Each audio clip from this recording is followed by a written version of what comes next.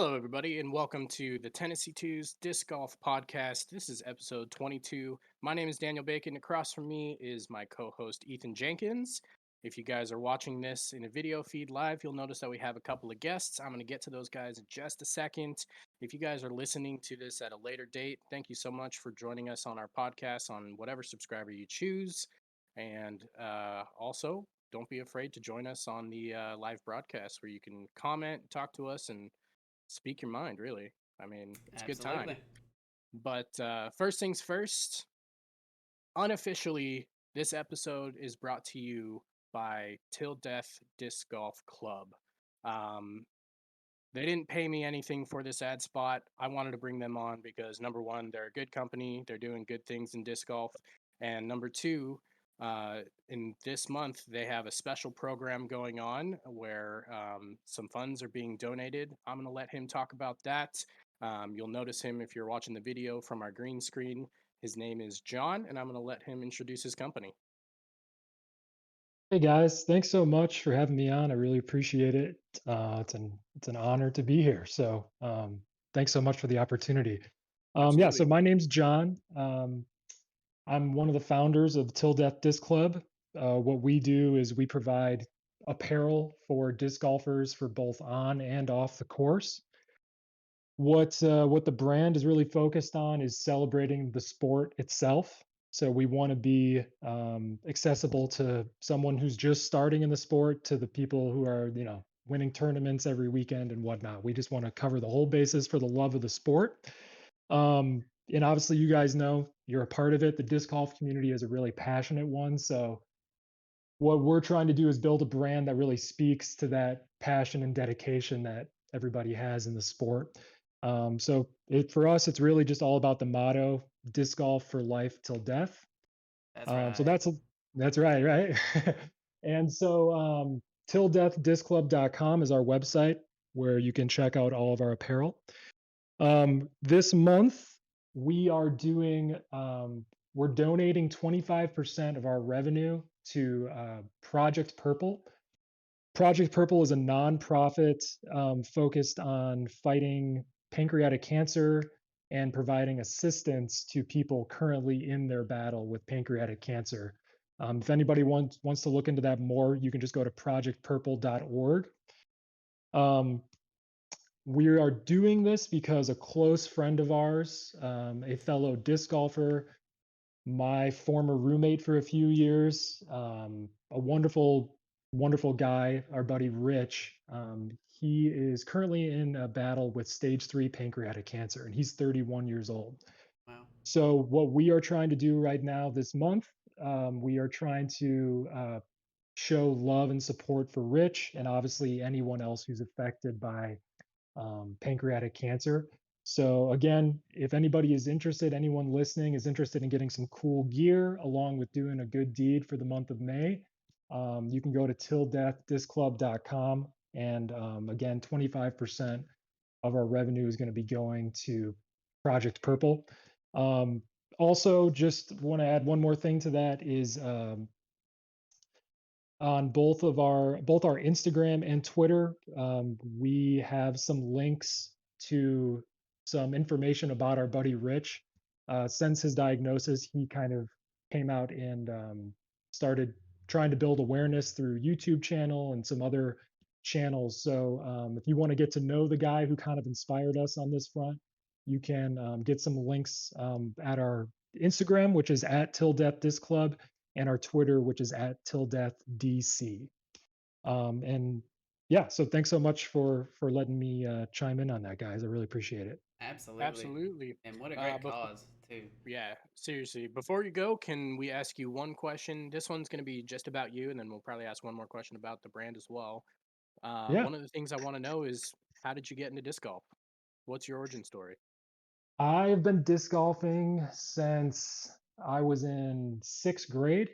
I would come home from school, and my older brother, who's 7 years older than me, he um, he was like just getting out of college and waiting to move out to the West Coast. So he was doing like a temp job at just down the street from our house. And so he would get off really early every day, and then I would come home, and he'd be like, "Dude, hop in the car." And we lived in the suburbs of Chicago, and there's a plethora of courses in that area.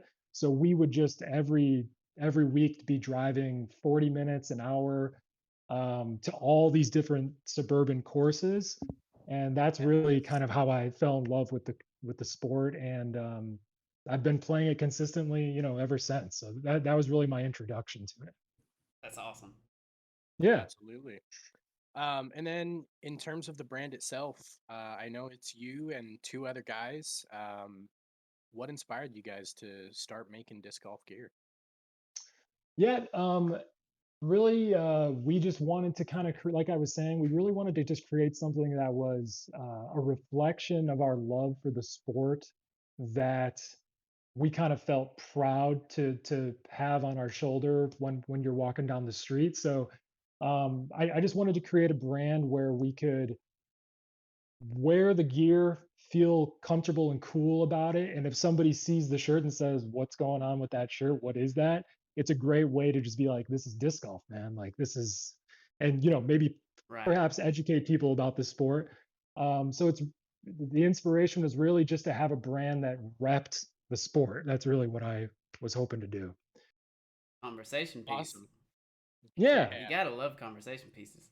Right. I got to tell you totally. what, I saw that bucket hat on there that you put on just last week, and I need it. Yeah, It was a well, smart yeah, timing. and yeah, it's odd how that timing worked It out. Yeah, is. I don't know how that happened. I will say, just to touch base on the whole Project Purple thing, all of the items on our website are going to be helping Project Purple this month. So it's not just specific items. So anything on there, including the bucket hat, will be helping out Yes. Project Purple.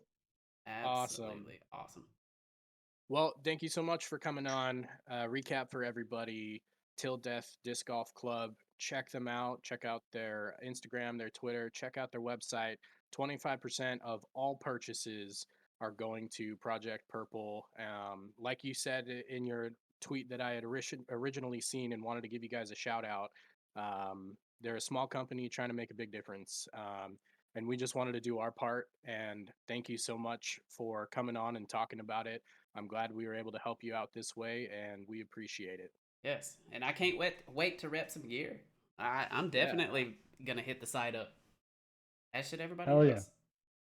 Thank you guys. I really appreciate it. Thank you Have a so great much. one. Yep. Yeah, you Thank as you so well. much. Take it easy. You too. All right. That was our unofficial sponsor of this episode, Till Death Disc Golf Club. Again, check them out. Really doing good work out there. And now to introduce another guest, because we have guests on guests on Yes. guests. So here in front of us is Jad, and he is from Hitting the Lines podcast. For those of you who don't know, Hitting the Lines is a podcast related specifically to disc golf and the betting of disc golf. So, Jad, why don't you go ahead and introduce your podcast and tell us a little bit about it? Sure, sure. So yeah, I bring you Hitting the Line podcast. It's a podcast me and my brother started just last year. It was halfway through the season. We discovered the site Prize Picks. They're, as far as we're aware, the only site slash app that offers disc golf betting lines, as well as a plethora of other. Like you can even bet esports if that's into your thing. They have like CS:GO and Call of Duty and things that you can bet on, as well as all the other sports, prop bets, etc. So yeah, I'm big into whether it's poker, whether it's fantasy football. The gambling, gaming aspect. I've been into that for a long number of years, and it came down to the fact that me and my brother were literally texting or calling every day when we would see these lines. We are trying to see if we could beat them. Like, who knows this stuff more than us and is going to beat us? That's what we were thinking. We figured if we're going to talk about it every day, we might as well put a mic in front of our faces. And so that's what we did. Absolutely. Yeah. Anything, Ethan? Oh yeah. So I noticed when we had John in here talking, like we had me and you'd kind of been talking a little bit before going live, and you said that your brother was also 7 years older, correct? Yeah. So a lot of things that he was saying, it was It's just like, okay, just pile it on, it's pile it on. The West it's Coast crazy. vibe.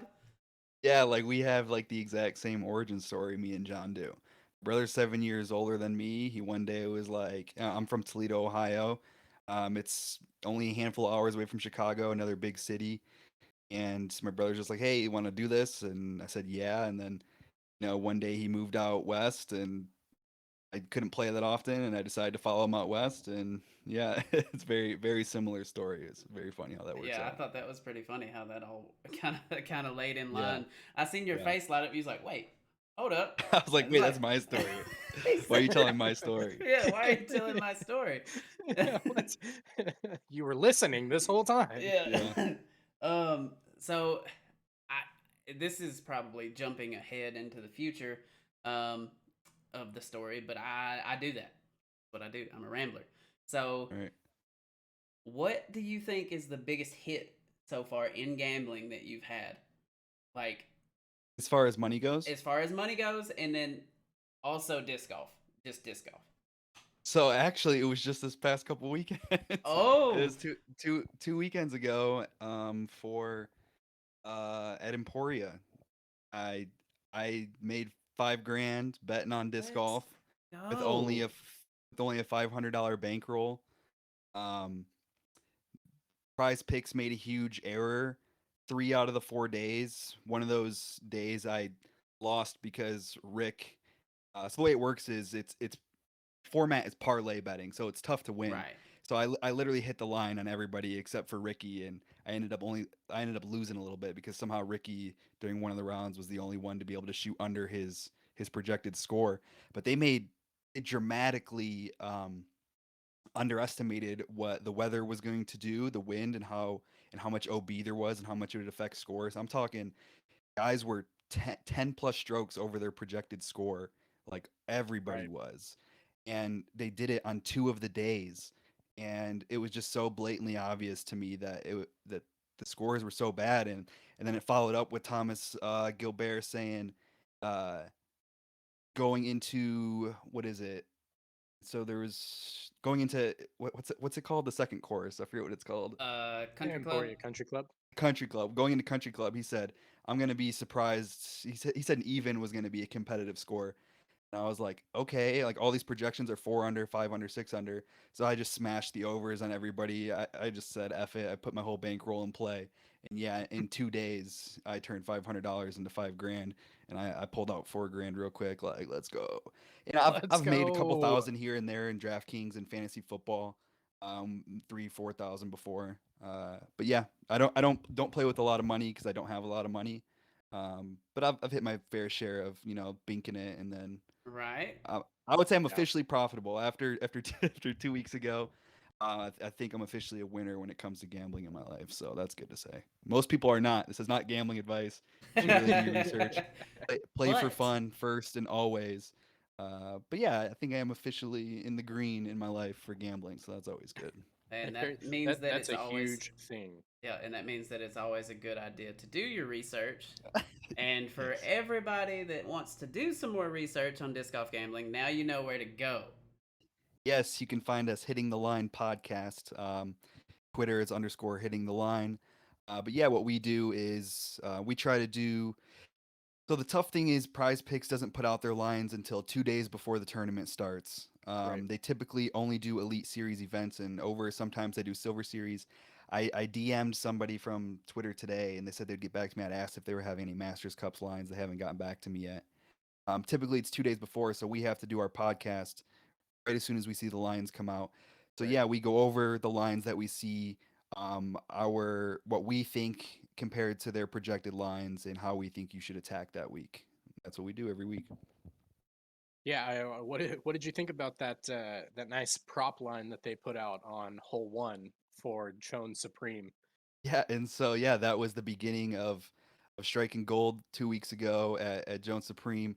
They had prop bets for like I think it was because Jones was a new course. It was the one time that they didn't do totals total strokes. Normally it's total strokes. Is Ricky going to shoot over and under 57, Right. et Right. cetera, et cetera. I think because it's a new course, they weren't sure, so instead they did prop bets. Hole one over under 2.5 strokes. So do you think they're going to birdie or par or worse? And it's like, what? Have you seen hole one? Have you seen how hard that hole is? Did you Right. know that most people are going to be The laying up over. and trying for a par? So we just smashed overs, and then boom, everybody did par or worse. And then the same thing. And the craziest thing was you could see, so the lines wouldn't lock until that player teed off. So you could see half of the field on UDisc play it. You could say, Right. "Oh my god." I mean, we're tracking it on Twitter. 90+% of people have went over on hole one. So, and etc. for all the other holes. So yeah, that was the start of striking gold, and I think they obviously regretted it, and we'll see how they Yeah. approach that in the Yeah. future. But Well, I mean, yeah, I, I I mean, thought it's it been a good was time. I thought it was funny when I saw you guys post about it initially, and I was like, I mean, why is this even a bet? Like, Yeah, this is yeah, this is almost hilarious to watch because we've watched literally one person birdie in the first 50% of the field, I think it was, yeah, or something ridiculous like that. I mean, obvious over, and you guys just tweeted out like, make sure you guys are smashing the dude. overs. Look at this You have percentage to. right now. Yeah. Yes, yes. So in that weekend was it blew up our Twitter and our socials. Everybody was like, we half the new following we got wasn't even disc golfers. I don't think it was just people that are like obsessed with Prize Picks degens, just taking any bets that some expert says to pick. Right. We were getting just a bunch of random followers. Like, Yeah. okay, they're like, okay, but is this Wysocki guy? Did he go over? I'm like, yes, Yes, yes, he yes, he went did. over. He laid up. See, that's one thing though that will, like, you play a huge role in helping disc golf grow, because if Yeah, there's money involved, people are yeah, involved. They don't even, totally. like, if they start winning money off of Prize Picks or whatever it may be, they're gonna eventually watch. They're gonna be like, Right. That's okay, I can make good money off of this, yeah. because they hadn't got the lines exactly figured out, dialed down yet, like they do on other sports. Yeah, Because on other exactly. sports they have the over unders pretty much to a T, Yep. and Yep. Right. And yeah, that's the advantage to these small market games, and I mean that's the whole reason why. What is it? Is it the USFL, the new yes, football league? I mean, USFL. it literally only exists because of gambling. Yep. Right. Gambling in sports is a big deal. I mean, yeah, until lines become efficient, which will be a long time for disc golf. There's always going to be room to make money, and as soon as other, because some people complain about prize picks payouts can be tough sometimes because they don't have it exactly down. So it's like, man, I really Right. got to hit 4 or 5 of these guys just to get 5x my payout. I mean, other companies are gonna latch on to that, the fact that there's a market emerging, and they're gonna start taking disc golf bets. And once you have like a selection, like once we get 3, 4, 5 sites that are taking it, your lines are not going to be the same, and you're going to be able to shop for the best lines and see which ones are clearly off, and it'll be a very profitable game in the future, I believe. Mm-hmm. Right. So I've got somebody in chat. They're definitely a little bit newer to the concept of disc golf in general, and so they were just wondering, gambling in disc golf. How do you know who to bet on? So, because it is total strokes, and because it's parlays, it can be tough. A lot of the times, what we're looking for is just like when they have projected the course poorly in general. Whether it's because of weather or because it's a new course and they don't have the inside information. Because a lot of these courses change yearly, and Right. there's a lot of inside information that you can find, this and that. So a lot of the common themes is betting all of the unders or betting all of the overs. Um, it's not about who to pick; it's about maybe coming up with your own projection or your own theory of why or why not this player won't succeed on this course. So you say, it's Chris Dickerson in the woods. Why is there 5 people projected to shoot better than him? I'm gonna pick him on the under. So you're kind of Right. picking the projections relative to the field is how I like to place my bets. So pick the guys who you think are weak or strong against the field, and then choose their over or under. Right. I mean, for a long time, Brody Smith was highly underrated on Prize Picks just because he's kind of seen as a joke in the public perception. Anybody who's been paying attention for the past year knows that he's got some solid parts to his game,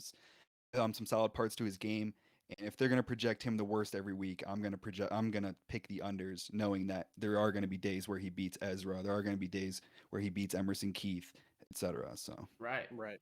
Yeah, Yeah. he's really proving himself as of lately, especially this whole season really. He started it off in Vegas with a bang, really. He came Yeah, out looking absolutely. good and he's held consistent. yeah, Yeah, I yeah, mean, for somebody like me, when we were doing our predictions just to say who would win, who would podium finish, and we also usually pick a dark horse. My dark horse pick no for pun intended. Right. yeah, my dark horse pick was the dark horse himself. Um, and he ended up, sneaking into that podium finish with a really clean four down there at the end. How important is it for you to go and maybe look at things like Statmando, where Statmando told us that Brody traditionally plays at Emporia 40 points above his rating.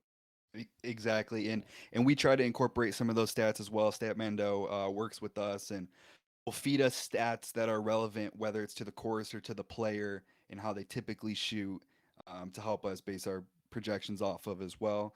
There's some courses on tour that have been around for a long time where you're like, okay, well, at Vegas, this player typically shoots 15 points above their rating, or typically shoots X amount of points below their rating, and that's another way that we decide who we're picking. Is we look at the years prior. We say a 57 in mild conditions was a 1035, and they have this player at 59. That's only like a 10-18 rated round. I think they can shoot. I think Sexton or Poling can shoot better than that. I'm going to choose the under. So we try Right. to match that total strokes with the rating. To me, that is the most consistent, tried and true way. It's matching it with the rating, and then taking the worst projected guy and taking the best projected guy, and then choosing the opposing thing. So if they're the worst projected, I'm going to take the under. If they're the best projected, I'm going to take the over.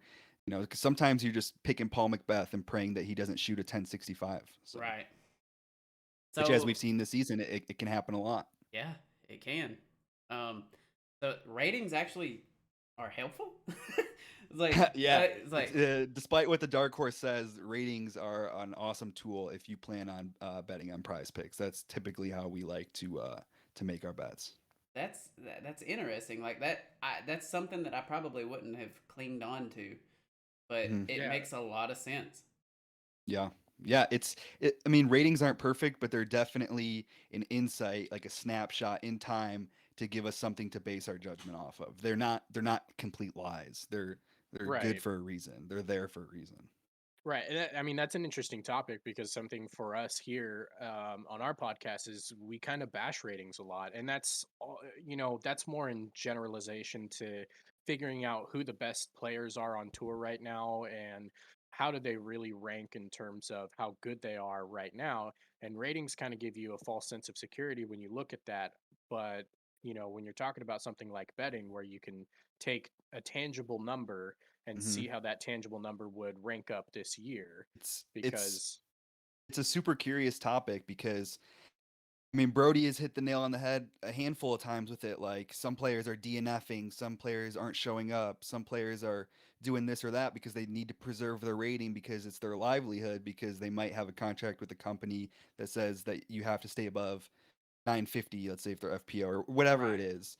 Right. So right. it can be tough now, but in the future, it's like you had said before, Ethan, like where there's people, there's gambling, where there's like, it, if there is a reason for ratings, it's definitely gambling, and a lot of the times, markets can be driven by that kind of demand. So, maybe in the future, when there's more money in disc golf, there won't be ratings demanded contracts because there will be enough good players.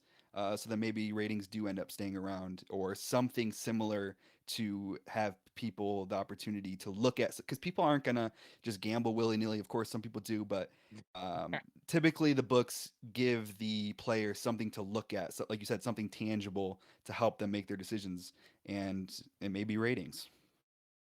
I so one thing that I kind of, while you were saying that kind of popped into my head is like, you know how they have the for like the NFL, they have the fantasy numbers, the fantasy Exactly, yeah. the Yep. what do they call it? The PFF. Like fantasy Uh, fantasy point. Oh, like Pro Football Focus or yeah, or something PFF like is that. that, or the That's fantasy points, or where they're ranked or rated fantasy wise.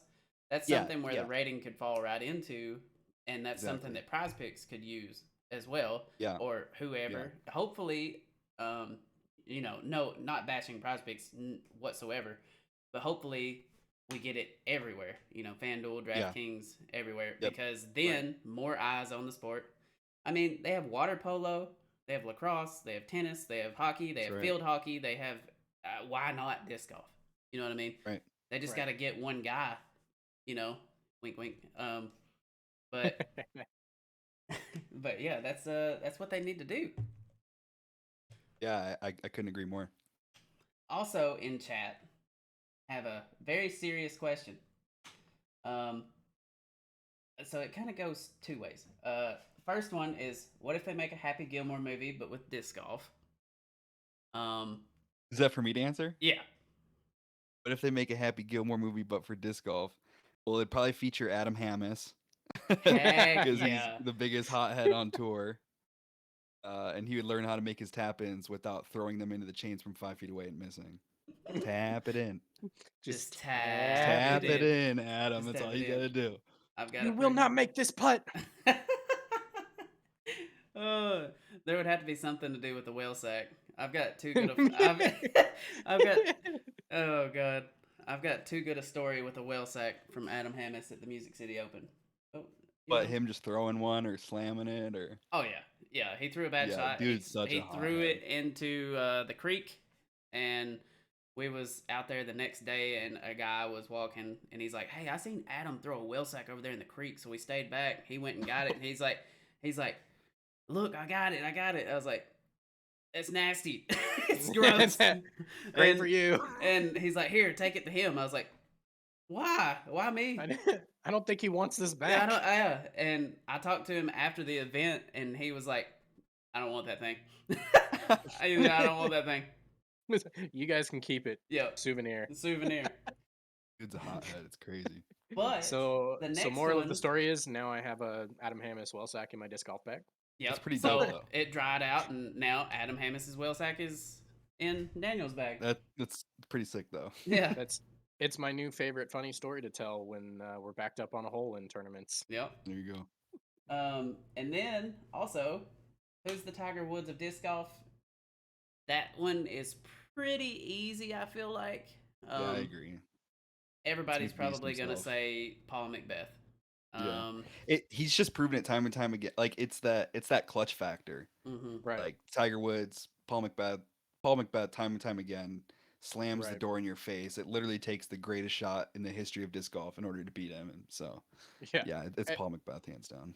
The other funny thing too, like in correlations to Paul Macbeth being the greatest, is that when you think of Tiger Woods and thinking about how he's, essentially the greatest of all time, Macbeth does not have the most world championships, and he probably will never have the most world championships. Right. When you think about Tiger Woods, he does not have the most major wins in golf, but Yeah. he also grew up and played in the most competitive era of golf that we have ever seen, which is Yep. where Macbeth is at as well. There is a possibility that Macbeth takes down more majors than anybody else, given the numbers that I've seen, Yeah, but I think so too. he will never reach the world championship number. Yeah, You and know, it's the same idea with Michael Jordan doesn't have the most NBA championships. Bill Russell does. It's kind of similar to that. Right. Yeah, but everybody that Although you I'm a asked, LeBron guy. I knew you was gonna be a LeBron I'm a guy. I just LeBron- felt it I'm in a my LeBron guy, bones. dude. I felt it in LeBron my is the bones. GOAT. I was Bro. liking, dude. I really liked you. All right. Until just now. Look, and- listen. LeBron's the GOAT, hands Oh, down. So From I grew Ohio, up. I can't say otherwise. So Yeah. So he I mean, left for you me, twice. yeah, came back and won a championship against the best Warriors team in the history of ever. So Yeah, you're right. I am down 3-1. No team's ever done it before. I'm a Curry fan, so yeah. Well, I'm listen. just salty to Yeah, LeBron. Curry's awesome. He's the best I 3-point mean, shooter of all time. listen. I'm a Lakers fan, and let me tell you what, I have hated every second of his tenure. Man, I have hated. Except for his NBA Listen, championship he brought you, Listen, right? yeah, the NBA championship with an asterisk because it was a Oh my delayed God. season and Don't a even go there. gypped finals. It's no Don't even different than go the there. Dodgers winning in a 60-game season. Don't even Okay. go.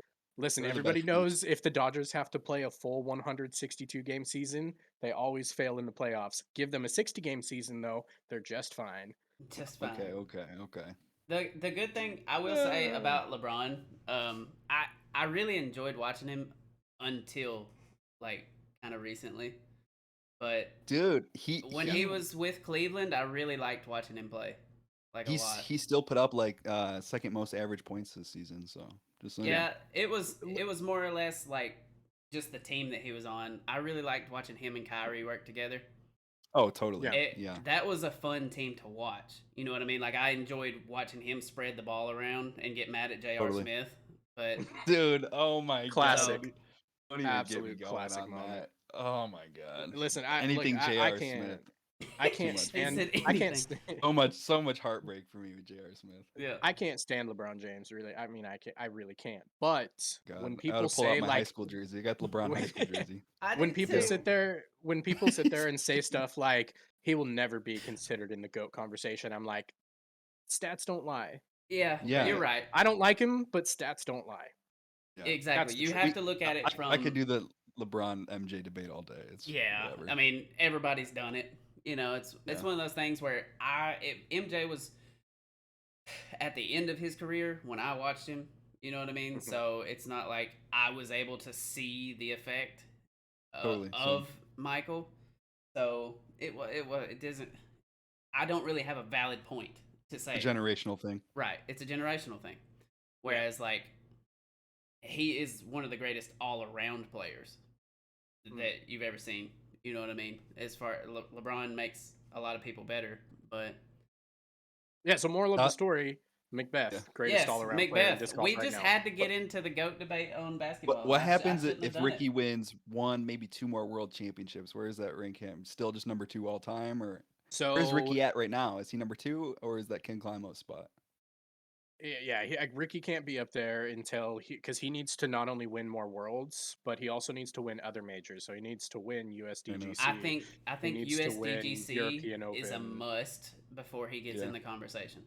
I know Yeah. that USDGC shouldn't hold that high of title, but it does. Conrad's got both, which is Exactly. Conrad's got Yeah. both. crazy. He's got both. Now imagine. Now think about it like this: if you would you put Conrad above Ricky Never. if Conrad won more worlds?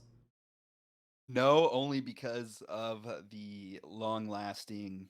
Conrad's only been in the game 3 to 5 years, whereas Ricky's been dominating it the last 10. So Right. It's just that, like that disc far golf as just the has a titles weird go. thing. Yeah, disc golf has a weird thing where like the years almost mean more than the titles. I don't know, because it's so hard to stay relevant for a long time. Yeah. When you do it, it's Right. hard not to value it. I mean, look at Johnny Right. McRae. Literally, So, or even yeah. Josh Anton. Me and my brother Josh joke about this Anton, all the too. time. I mean, he has like 5 second place world titles, and it Yeah. seems like this year has been an off year for him. A lot of the years, the last 3 to 5 years, he randomly just shows up at huge tournaments and shreds for no reason. Right. You're like, what the Right. fuck is going on? You know that wasn't he? Didn't he come in and play Am Worlds when Paul did as well, or was he I'm not before sure. Paul? No, he's way before Paul. It was like Josh Anton. 2006, Josh Anton right? is like the Greg Barsby era. Okay, yeah. So Anton's probably in his late 30s right now. Then who is it that I'm thinking of that lefty? Ulibarri, Yeah, Conrad. They had a was really a- like prestigious class at Am the Worlds. It one was that like actually won it though. juniors. It was like he was Paul a lefty, Macbeth. and I don't remember his name. Not sure. I can't remember it either, but he doesn't do much. But Anton, yeah, he lost to Climo 4 times and Avery once. And no, he lost to Barsby recently in 2018 when Barsby won it. So he placed Took second in second. 18 as well. That whole year in 2018, a bunch of randoms just blew up. Yeah. Whooped Paul, whooped Ricky. Yeah. Actually, I think Paul actually came back and tied. Paul shot like a hot round in the last round in 2018 to tie for second with like 2 other people. Right. Yeah. So Ricky, currently has 6 majors under his belt. That's 2 world championships. That was 16 and 17. He won the Australian Open in 17, the European Masters in 15, the Japan Open in 14, and the PDGA Championship in 11. Now, the only ones you kind of have to you put a question mark next to if you really want to are Japan and Australia, because a lot of people kind of consider those to be a little bit softer in terms of the majors in Yeah. history, strictly speaking. Just But they because are of the still travel. classified. Yeah, because player pools out there are not usually quite as potent, if you will. I think in So the Japan they depth of also have to field. throw a 150 class too. They used to. They changed that this Yeah. year, supposedly. Okay. But yeah, that's been the thing Crazy. forever. It took forever for them to for them to get that lifted to where they could throw a disc. Yeah. So it was Right. something to do with It like was some law with a weight and weapon. flying. It Yeah. was like shurikens. Like they have to be under a certain weight to even practice Yeah. shurikens and stuff like that. Yeah. And I was Yeah. like, So, wow. but you're still talking. So that's 2 world championships, 6 majors. If you say he wins 2 more world championships, and he gets a USDGC, and we'll say Champions Cup keeps running, and he gets one of those, that puts him at 10. Then But you can start then you'll also considering. have to include the fact that he'll also need to dominate Paul in that whole time period too. Exactly. Otherwise, people will never give it any credit because Paul has more. No, but you could still start considering to put him in the conversation. I would say Yeah, it's Yeah, not going to because put him up there. it'll be a much tougher time period too. Yeah, so win. it starts giving him at least the conversation aspect, if you know what I mean. So that means 2 more worlds, USDGC, and some other major championship. That'll put him at 10, and he's won all of the big ones essentially. Yeah. So I would say that's a conversation at that point. Yeah, I Yeah. mean, he definitely deserves the recognition for it. And You had but- your Adam Hammis story. I got to give my quick affinity for Rick's story. okay. So my Let's do it. first ever tournament, I'm probably like 15 years old. So Ricky's actually originally from Ohio. He used to get a lot of coaching from Avery Jenkins, Medina, Ohio area. And so like I said, I'm from Toledo, Ohio. First ever tournament I played in, I played AM4. I won novice. I'm like 15 maybe. It was also the first time he ever accepted cash, and we played the same event where it was his first pro win. It was my first time playing, and I won. I have a picture of me like holding my trophy, and Ricky's only 1 year older than me, so he's like 16-year-old Ricky Wysocki is looking like a dirtbag in the background in my picture. He's wearing his basketball shorts that go down like halfway down his calves. Heck like, yeah. Crazy. Like, and I had no idea, like, there's a making of a legend in a picture behind me, but That is yeah, awesome. it's crazy. You just never His know. first ever win, Ottawa Park, either the Ottawa Park Open or it was called the Springheiser. It was one of the two. Right. Yeah, That's- back in like That's crazy. See, I couldn't stand telling a story like that, because all I would think about is It like could have been looking at me. that. Well, no, just looking at that and thinking like, oh, he's only 1 year older than me. He's a 6-time major could have been me. champion, including 2 world champions. What am And I here I doing am with trying my to life? here I am trying to grind out MA1. Right. Here I am just trying to throw Ridiculous. 900 It's rated like, rounds. what did he Yeah. do differently? Yeah. Chat's saying they want to see that picture. Yeah. All right, dang it! I gotta find it on my phone now. I know I have it. I'll find Also, it. chat reminded us, speaking of Johnny McRae a little earlier, it is his birthday, by the way. So shout out Johnny McRae. Happy birthday. Happy Is he from the Tennessee birthday. area? He is from Florida Am I wrong? area. Oh, I'm all I like just believe. way wrong. Right? Yeah, I think he's been in Tennessee. Gainesville pretty much. I think pretty much his whole life. I think. I don't know that for sure, but I'm pretty sure. Don't sue me if I'm wrong. Wow. It's funny you got that right. Wysocki grew up in Medina, Ohio. Yep, Medina. Here it is. I got it. Oh, Medina. look, we got the Hold picture. on. Let's see if it'll focus. We're gonna He's get right it. there in the red. Oh my Yes, God! Yes, skinny bro. Ricky, I'm little Ricky. 15. He's 16. You He crushed are all the pro players. Bro, it's so funny to see that too, because is. It looks just like him. Same it swag, does. same Yeah. everything. and Yeah. to see how like how thin he is, and like he's not particularly a built guy, Yeah. but and in Emporia, just the amount of times they said stuff like, "Man, Ricky's just so thick," and I'm like, What? He just has wide shoulders. Well, I was not ready for you to call him thick. I didn't call him Oh, thick. you just did. Yeah, but It that was Terry wasn't me. Miller That, checking that him was out. Oh. yeah. Terry Miller's out there like he's so thick, and I'm like, excuse me. I Juicy wasn't Rick. good. I wasn't ready. He wasn't ready. I choked on air. Not cool, you know. So, It happens. whew. It happens to the best of us. Okay, good. But yeah, he was like all swagged out in the red basketball shorts. Yeah. I could, to be Dirty honest though, looking like Jordan basketball shorts. yes, I could totally see him going to the next Yeah. pro event dressed like that and just repping it. You know what I mean? Like I could see him Dude, doing it. I've tweeted that picture at him like a couple times and I never get a response. And it's just so Dang annoying it. because he's so active on Twitter and I never get a response out of him. Yeah, how do you I've done not it. get So a I've done it response? twice. I've done it So twice. I was like, Rick, it's my birthday. Give me a birthday retweet for this picture.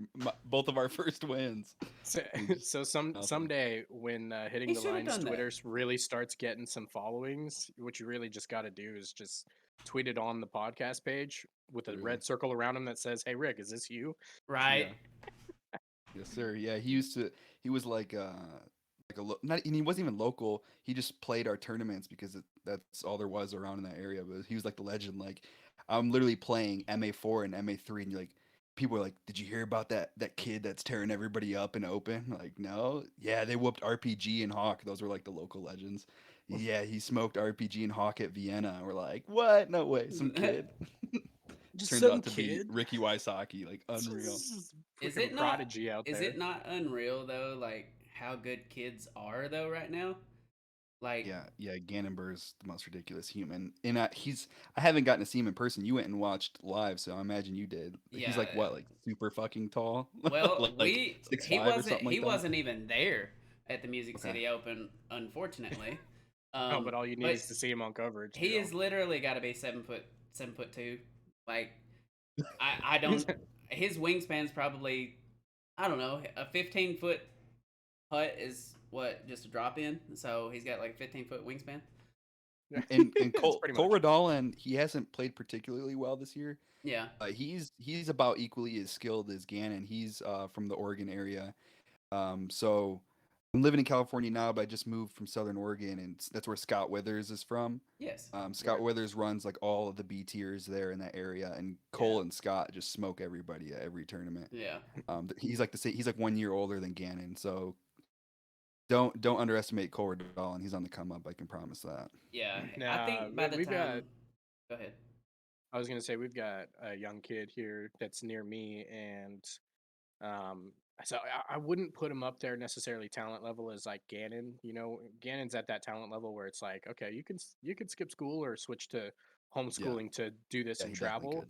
But this kid, let me tell you, when he gets out of school at the end of this year, I'm pretty sure he's in his senior year, his rating is going to jump up 40 points in a Yeah, matter of a couple of weeks simply because he's going to be be able to playing. practice all the time. And there's just a couple more points in his game that he just needs to clean up and he will be in the conversation. So I'm pretty excited to see that.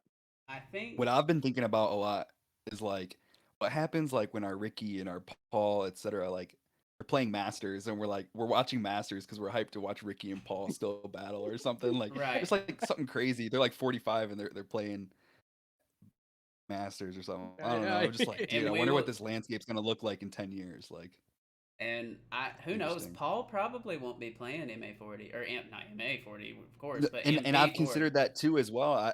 He's definitely the type of person where if he can't compete at the highest level, he might just run whatever disc golf related projects he wants and make money that way. Yeah, I could Yeah. definitely see that. I think Yeah, he's kind of solidified himself. So and Yeah, I definitely could see that. I could see him doing something, you know, similar to what like we're seeing Tiger do right now, where he starts getting to the Yeah, point where he's not going to be on the pro tour anymore, but he is still going to come for be the at the majors. majors. Yep. it's kind of like Feldberg is doing that a lot right now as Hmm. well. Definitely. And Feldberg is always somehow making it into the conversation. Yeah, he's like typically Always. shoots like them 1025s, 1030s, which is enough to keep you hanging around. Yeah, it's just like don't forget me. Yep. Like just it's like out in the crowd, like hey, I'm here. Feldberg's who I modeled my game after like 10, 12 years ago. Like me and my brother were obsessed with Dave Feldberg. I wish I would have He was the modeled my shit. game after somebody. I just Well, I definitely don't have the Feldberg look anymore, but I used to do like the weird putt he did, and right. that weird hyzer release that he has. I used to do. It was a way different time. We were out today playing, and there was a guy that was putting exactly like Greg Barsby. Oh And I'm God, like, that putt is I'm like, disgusting. It's so why? bad. I was like, if you're Yeah, gonna model a putt, why take that one? so bad. You know what I mean? So Because he would bad. get up and he'd go, you know what I mean? I'm like, why? Don't do that. And I never seen him make one, but The one, the one that I'm Shocker. starting to see a lot right now. I mean, first of all, if we were talking about a putt that nobody should emulate, we're talking Emerson Keith, but that's besides the His is a point. little goofy. it's, it's it's I like a kind of like thrown it though. It's spinner, a but swing spin. it It's very looks it's low. beautiful. It's It beautiful to is. watch, but let's be honest, 10 There's out a of lot of room for 10 error amateur too. golfers are not gonna Yeah, make yeah, putts yeah, like that. Yeah, there's a lot 10 of out of room 10. for error because he moves his arm so much. yeah. But the one that I've been seeing a lot lately of in terms of putts being emulated has been Kevin Jones. Seeing a lot Definitely, of I people can with see these that. really low down through the leg straddlers, and that one's been funny to watch too because I'm And like, then Yeah, it's like I now mean, that it works for everybody, him, yeah, but it's just not the most efficient way to putt. or yeah. does it? Because as of lately, AJ's been going more staggered. Well, and then Um, if we're talking weird putting forms, and yeah, the Ricky we have to Hebenheimer, talk Rickenbacker. about the Hebenheimer. the Hebenheimer. Oh my God, that is crazy. And I it's love crazy watching it. because I like pride myself in my cornhole abilities. Like I really think I'm a good cornhole player, and I do the same. I do it the same way. Like I'm left foot forward, and I bring my right foot as Yep. I release. But doing that with the putt just makes no sense to me. I cannot understand how he does it. It's That's the way crazy. that I used to putt about 2 years ago when Crazy. I started because I just sucked Yeah. in general. So I that's the way I done it, and I could get like anything outside of like 12 to 25 feet. I was pretty deadly with it. Outside though, outside of 25 feet, it was spray and pray. You know, I'd Yeah. hit my leg on the come through or something, and it just dropped. It was a good time. But he's got it On, down to a science, and it Yeah. works. You Yeah. It's know, great. yeah. Well, and it's like we talked about last week is like there's a lot of bad ways to putt, and that one is not an easy way to putt. But what we had talked about is how repeatable that motion is. yeah. Like if you Definitely. can get I that can down agree and with that. figure out how to use a disc in that fashion, it's such a repeatable arm slot that Yeah. it could be great. Well, what is I so agree. crazy about it is, it's the push putt arm movement, right? Because your arm is pretty much locked and it's Yep. just Straight. swinging, but it's your wrist is actually making the Calvin Heimberg spin. Hmm. Yeah. So it's kind of like the best of both worlds. It's just on the outside of your body. Imagine if you could have that swing down in front of you. A lot of people would probably do that, Yeah. Yeah. but they just can't generate the force because your body's in the way. Yep. All right. Well, back to betting. Sorry, I After mean our this is what long we do. long detour, We this just we're ramble. famous for this. Yeah. Yes. One of the things I was wondering is I've noticed more particularly in the first rounds um, that lines do get adjusted a lot of times, either on the second day that it's posted or that final day before a lot of those cards make it out. Are we finding that they're making adjustments based on recommendations, or is it just you have a lot of people smashing a certain side of the line and they're saying, we got 95% of bettors taking the over here, maybe we should adjust this line? I would say it's you are correct, they do. So one thing me and my brother emphasize on our podcast a lot is that we think the first round is the most profitable round because Absolutely. um nothing's happened yet. So like that's where our edge can lie, the fact that we might know more about the course, etc., than prize picks do. And so after as the rounds progress, they have time to adjust their lines. And I think it's just typically based on rating and how that player shot. There is got to be some kind of algorithm to it though, because just because Paul Macbeth shoots pretty bad the first round doesn't mean they're going to move his line a ton. Like they might move it only a stroke or a stroke and a half the next Right. round. So it's some type of, I can't tell if my mic's going out or not. You're good. Nope, you're good. We can hear you. Okay. So it's some type of combination of like an algorithm or just maybe human based. I know the person who sets the lines, it's literally one person, it's some college kid. I forget his name. Um, so it's Interesting. literally us versus him, unless something has changed in like within the year. Um, so maybe Paul shoots a really terrible first round. They might only move his line a little bit, whereas like let's say for whatever reason they have Ezra projected to do pretty well. If he shoots bad, they're probably going to move it quite a bit. And then, but sometimes that's your opportunity to take advantage because Ezra has so much variance to his game. Bounce If he back shoot, potential. he has so much he has so much ceiling um, to do well because he's got such a good arm that if he's projected to be middle of the pack first round and then shoots a terrible first round, they're going to move his score one or two points or strokes or whatever. That's your chance to now pick him on the under. So while we do believe the first round is the most profitable, you can definitely be mindful of how they're moving their lines, and you can take advantage of it that way as well. Right. And then more to kind of narrow down that question a little bit is we do see from time to time they will adjust those lines like before that first round. So you say they Oh, post a okay. line on Tuesday Hmm. and then Wednesday midday you see them, change that line a little bit. Now if you've Yep. locked in this is something that we've seen, for me personally having grown up in Nevada around Yep. sports betting, it's not uncommon for them to see particular lines getting bet in a certain way and then start adjusting that line in a different direction before the game even happens, or Yep. in a similar fashion. So say Paul was projected to shoot a 58, and you have 95% of bettors take the under on that. They're going to start considering, well, maybe we're going to adjust that to 56. Now if you've already placed your bet, you keep the original line that you get, Yes. obviously, no matter what. um, when you guys see that sort of stuff, do you point that out? Yes. Yes. So that's something who anybody who wants to take like betting on disc golf or betting in general seriously, it's something that you always have to be mindful of. We actually even say, I mean, because like I said, we have to record the podcast the second the lines come out, and they could change really fast based on the money. So that's like you said, that's very common no matter what the sport is. That if a line is getting bet a certain way, the company or the site or whatever, they'll start moving it to cut their losses because they don't want to lose too much money if they happen to be wrong. So it's something that we say, bet a little bit here and there on the plays that you think, then listen to our podcast. Hopefully things haven't changed too much. And you can bet it that way. But yes, being mindful of line movements is super important. And you should be betting the lines as soon as you can. That way you can get them at the best price.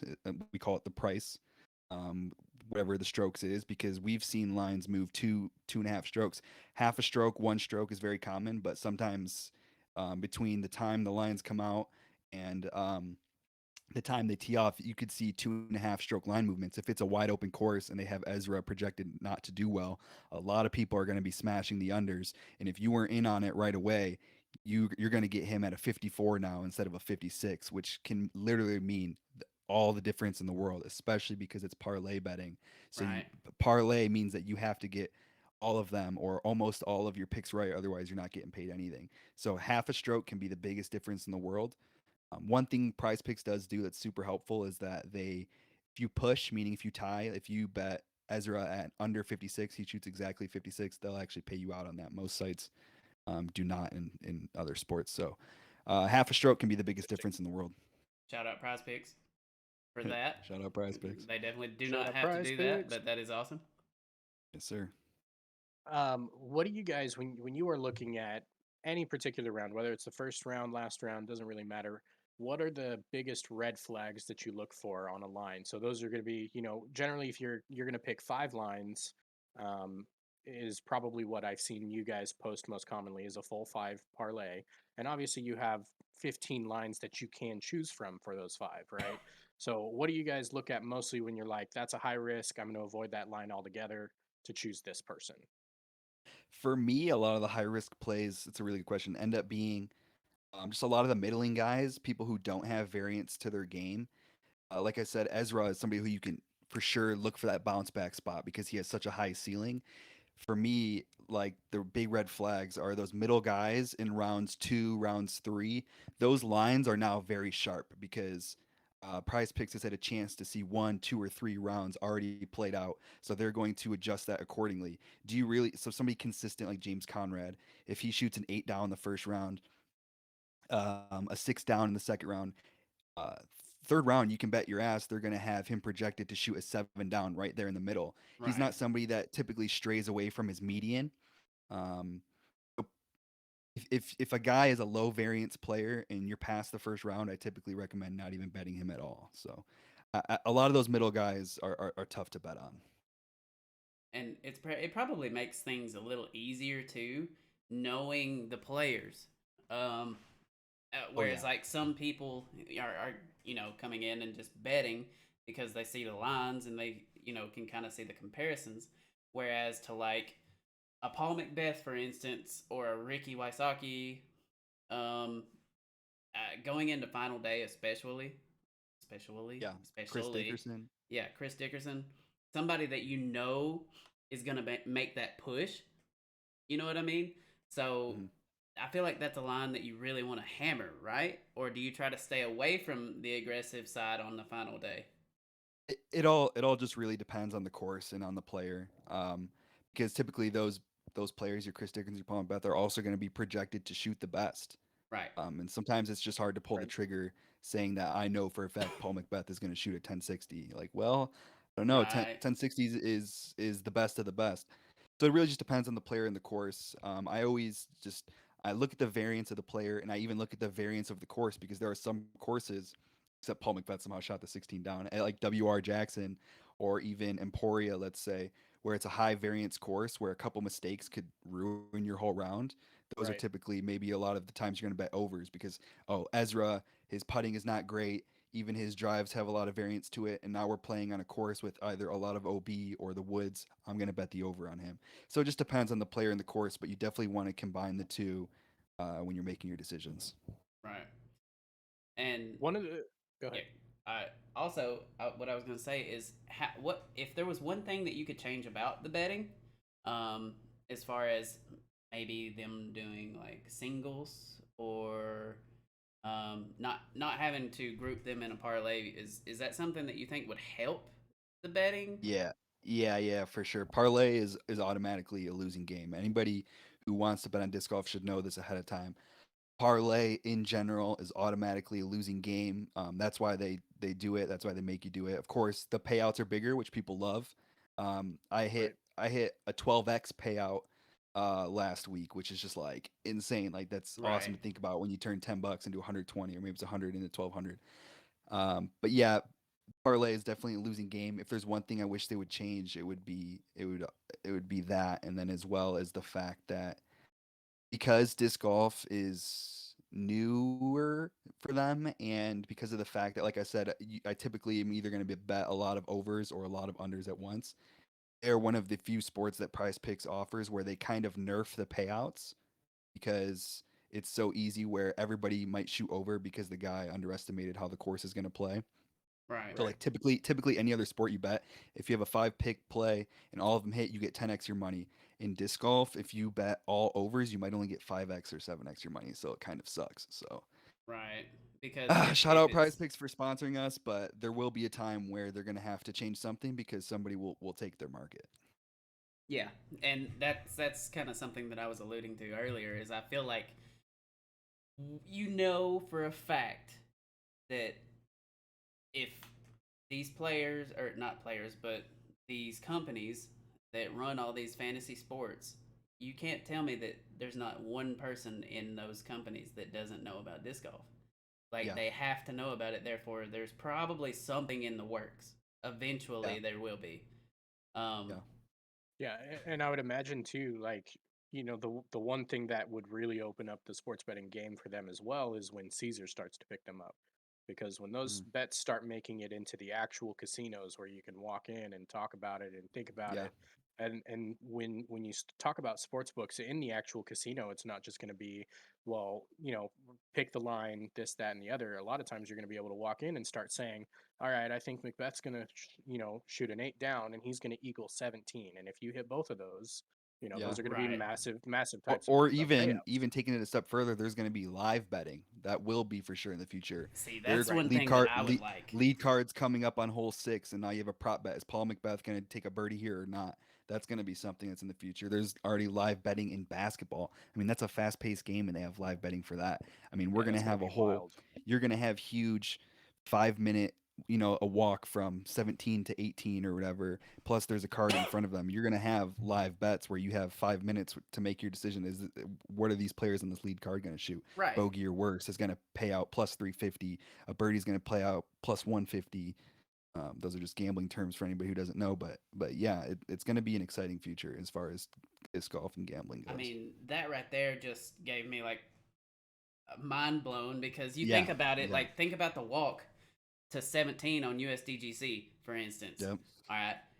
That's when somebody like Prize Picks, FanDuel, DraftKings, Caesars, whoever it may be, could have an ad spot right there on the live coverage. Exactly. Hit the lines. You know what I mean? They pop Yep. it up. Here's the Yep. lines. Will then- this player hit the island on this hole? Will Yeah. this player hit Right. the island? Will this player, and then have that one card that you can bet on, and then you can either single one out, parlay, or do whatever. And it's like, all right, the betting is now live.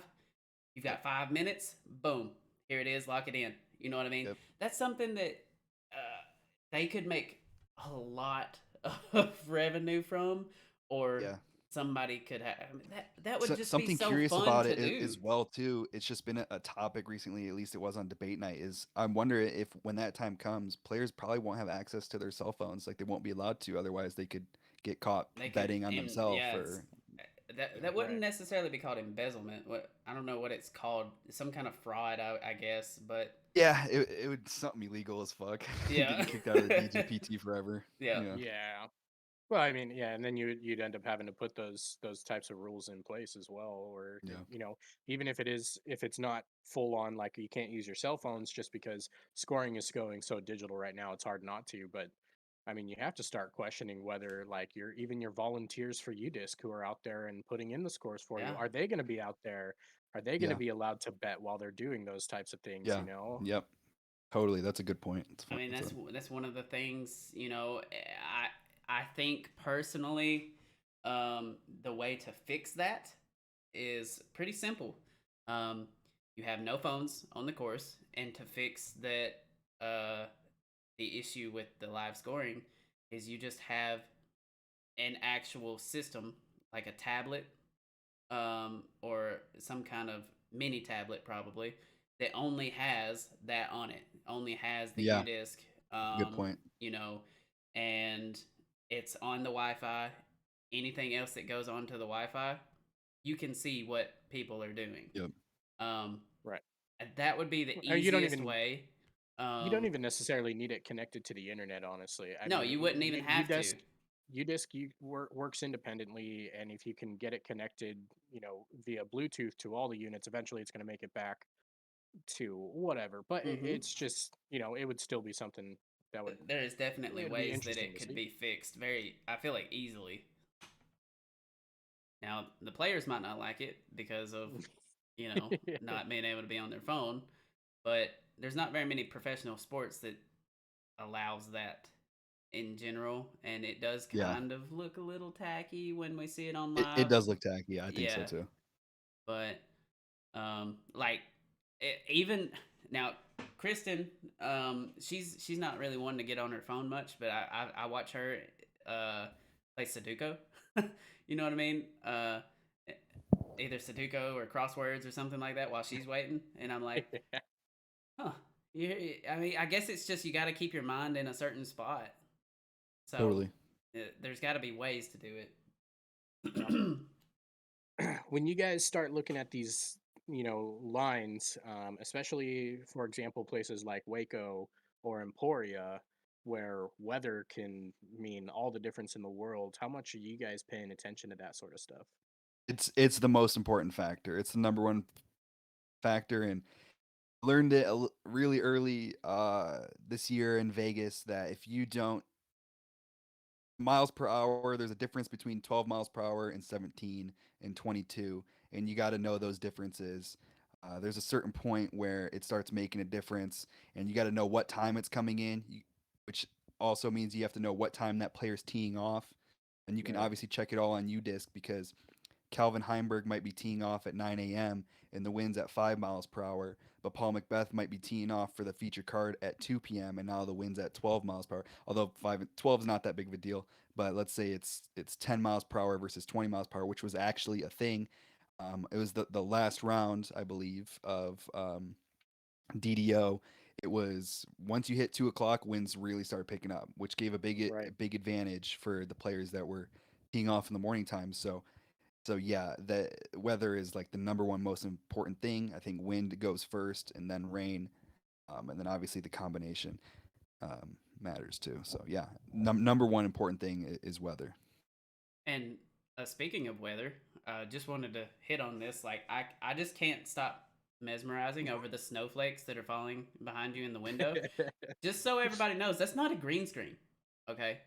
Um, yes, It he is is in actually Northern snowing here in California, California. and it is Yep. snowing. Yep. Hashtag mountain life. Yep. I just started a new job. I'll be fighting forest fires, and the base is in the mountains. So I'm at about 4,600 feet right now, and yeah, it's snowing for no reason in mid That's May. just crazy. And Yeah. All right. we thought our weather was wild. Oh Listen, yeah, I've and told you, I've told you it'll be this 90 before. later this week. I promise. Yeah. I I mean, promise it's going to be 90 later this week here. at one point in my life, I have Crazy. lived all over the country, and the funniest thing that I've noticed going through this process Everybody is thinks they have the wildest weather. everybody, everywhere you go, somebody says, "Well, that's Wyoming weather. Well, that's Nevada weather. Right. Well, that's California weather." And I just look them dead in the face Welcome and to I say, Tennessee. I'm just like, you realize everybody in the world says that about their region, right? Like, it's just you never know what you're gonna. There's a few places you can look at and you're like, okay, yeah, that's Kansas weather. You know, when you think about Kansas winds, The wind. that's Kansas weather, right? I get that. But that's always the funniest thing. Is the first thing I notice whenever I move to a new Everybody area. thinks they're special. Yeah. Yeah, We are everybody. Well, that's special. Yeah, we're all special. That's we're right. That's all why we disc golf. special. Yes. So, Is that a Halo I don't. polecat in your hand? What is that? Yeah, it's a Rock 3, a really Oh, beat in Rock 3. This turns hard right out of the hand now. It's not even in my bag anymore because it's just those are some of the it's a best. Some of the best. I'm a diehard rock beat up DX Rock 3 guy. There you go. this one is like full roller status now out of the hand, so I don't even throw it anymore. Beat up But DX Rock 3. That follower of the podcast, Ben. We was out there playing with him the other day. He threw his on hole one and parked it. The concrete pad on the base of the basket. It's like sitting on a square concrete. It jammed right into it, shattered it. oh Wow. no! And he's like, "This is my favorite disc." He's like, "It was beat into perfection." He said, "I could throw it at like 30% and it just goes straight." You know what I mean? And there was a guy. Just so happened we got to hole 9, and there was a guy up there selling Innova stuff. He's like, "Do you have any DX Rock 3s?" It's like, of And course I do. he's like, "Yeah, I got like 10." Had the same exact color, 3 of them. And I'm like, Nice. "Wow." And he was like, "I need them. I need them all. I need It's them all." time. It was time that disc get Each retired. each of the every of them all. So Yep. I got a question for you. This is not related to any lines or anything like that, but you were mentioning how you were up at 4,600 feet. Have you ever played disc golf in high elevation like that before? Yeah, I don't remember the exact elevation. I played in Tahoe one time, and Yes. yeah, I played in Tahoe. I don't remember the elevation, but I've done that. Uh, And then when well, I base first, elevation up there is like 6,500, and then if you play Zephyr, it gets all the way up to like I 7,500. did play Zephyr. So yeah, so I've played, yeah, and obviously disc fly way more stable. If anybody knows that, knows how elevation and discs work.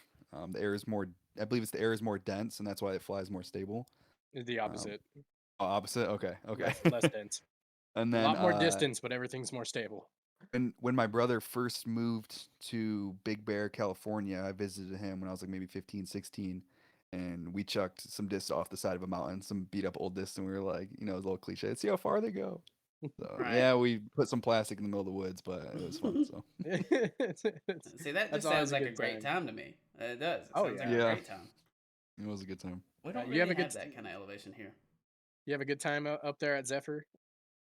Zephyr was amazing. Yeah, yeah, That's absolutely. All I played 2 courses in Tahoe. I don't remember what the other one was called, but they were both Biju, amazing. Biju maybe. I 27 don't recall, does? but I for sure no. I for Oh, sure okay. one was more. So Zephyr is one that's less wooded or more wooded. One of them Um, I played was like really wooded, and another one was like mild. well, Bijou is like 50-50. Zephyr is very, very wooded, but there's a lot of open too.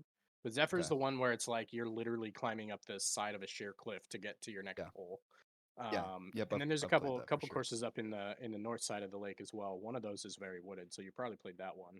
And I can't Yeah. remember the name of that one off the top of my head, but that's always the funniest thing. I mean, I come from elevation, and even still, like when you're from 4,500 feet, you get up to 7,000 feet, you start walking up there. Every single hole, it's just Yeah. Sucking air. Sucking air. there's no oxygen for me. Yeah. But that's the beauty of that course up there is just being able to, I mean, literally Totally. throw down the mountain, throw off the side of a mountain, basically to your next hole. It's a lot of fun. Totally. That's cool. I don't know anything about that, but um, Someday how we'll go visit together. how often do you get to play? This year I was for sure only playing at most like once a week. Now I'm probably retired for the season now because in about a month I'll be fighting fires for the next 6 months. So we'll see how the podcast is going to run. My brother will have on guests, etc. Um, but yeah, I was most of the time only playing like once a week and trying to play as many terms as I could this year. I was trying so hard to get my first 1,000 rated round. I came within one stroke at a tournament this year. No. It was so disheartening. I took a bogey on the shortest hole in the course. Like all I had to do was par it. It was a It's triple awful. mando. It was a triple mando, and I even made the mando and still took a bogey on it. So Dang it. it was heartbreaking. Yeah. That hurts. That hurts. That hurts me. Yeah, I was on a I mission feel you, this year. I dog. was convinced I was going to shoot my first 1,000. This is my best year in disc golf yet. I've had a lot of like 970s, 960s, which I'm super proud of. So You're gonna be out there doing all your fire stuff and get jacked. So you're just gonna come yeah, back and have all this distance that you don't even know you had. Ezra yeah, 2.0. Right? yeah. I'm a try my hardest to shoot a handful of thousands next year. That's the goal. There you go. There you go. All right. Well, let's play a game. All right, Yeah. let's do it. Let's do a disc guessing game. I'm gonna give you a disc, Ethan. All right. So you got the First. timers. So I'm gonna get the timer out. All right. Show him how the game works, and then we'll let him go next. All right. Gotta get ready. Yeah, we'll see how that one goes. Let's see here. Let me make sure I pull up the right disc. So I've got all my stuff answered for you. This is a pretty fun game, but man, if like I did it once when I could see my own timer, and Don't do that. I was stressed out. I was like, I was fumbling over words with 13 seconds left. I was like, I don't even know what to say. All right. So the rules of the game: you've got 60 seconds. You can ask me any questions. Generally, yes or no are going to be the best. And you're going to try to narrow down the disc that I have here in front of me Okay. to figure out what my disc is. So, Ethan, you Yep, got 60 seconds on the clock. Tell me when you're ready, and I'll count you down. I'm ready. 3, 2, 1, go. Innova, No, Trilogy, no, MVP, no. Good guess though. Castoplast. No, Okay, Discmania, nope, Prodigy. nope.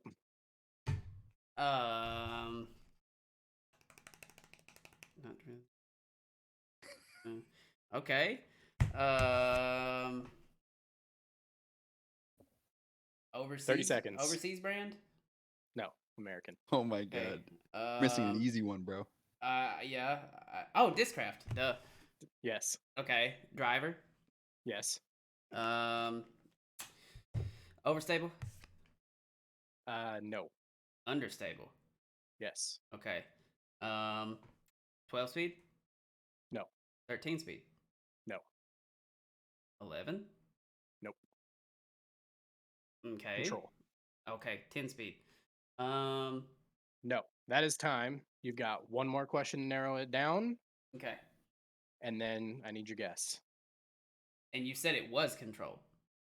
Control area. Yeah. Okay. So it's that weird Yeah. like Yeah. Yeah, It yeah, could be 8, could be 10. It's yeah. in that. Yeah, I got you. Okay. Um, and it is understable. And do they have a Big Z version? I don't know off the top of my head. That narrows it down. I'm gonna guess one after you. All right. Okay. So the one that I have in front of me is just a plain Z, but I'm not sure if it comes in Big Z. Okay. Well, that's fine. I'm gonna go with um the might be a 7-speed. That's definitely a fairway. Takers.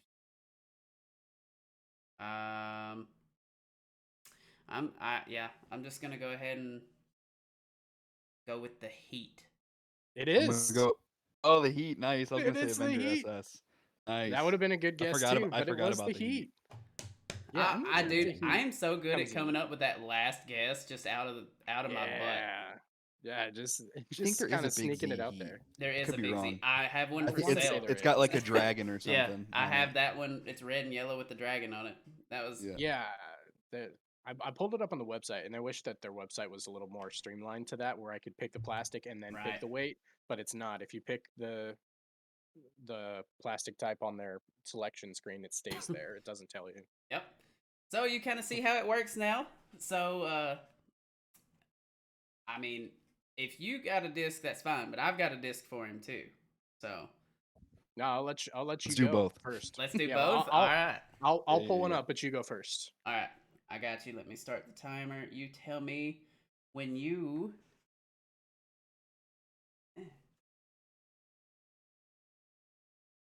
Tell me when you are ready. I'm ready. All right. 3, 2, 1, go. Nova. No. Discmania. No. Discraft. Yes. Driver. Yes. Distance driver. Yes. Is it a nuke? No. Over 12 speed. Yes. Is it a 12? So it's okay. It's higher than a 12 speed. It's 12 or higher. Okay. Oh God, I don't really know Discraft. Or higher. Oh gosh. Can't even think of any more good questions now. Oh, 12 speed. Not a nuke. What is? Is it an Onyx? Nope. A Zeus? Nope. Oh God. Is it a what do they call that? Hades? Nope. Oh my God, I don't know any other Discraft. You're so close. 3, Onyx, Hades, Zeus. 2, 1. I don't got it in me. All right, one more question All to right, narrow yep, it you down, get and one more a final question. guess. And then a Okay. final guess. And you could be very specific too. You know, Yeah. is it Is understable? Is it 5 glide? It doesn't matter.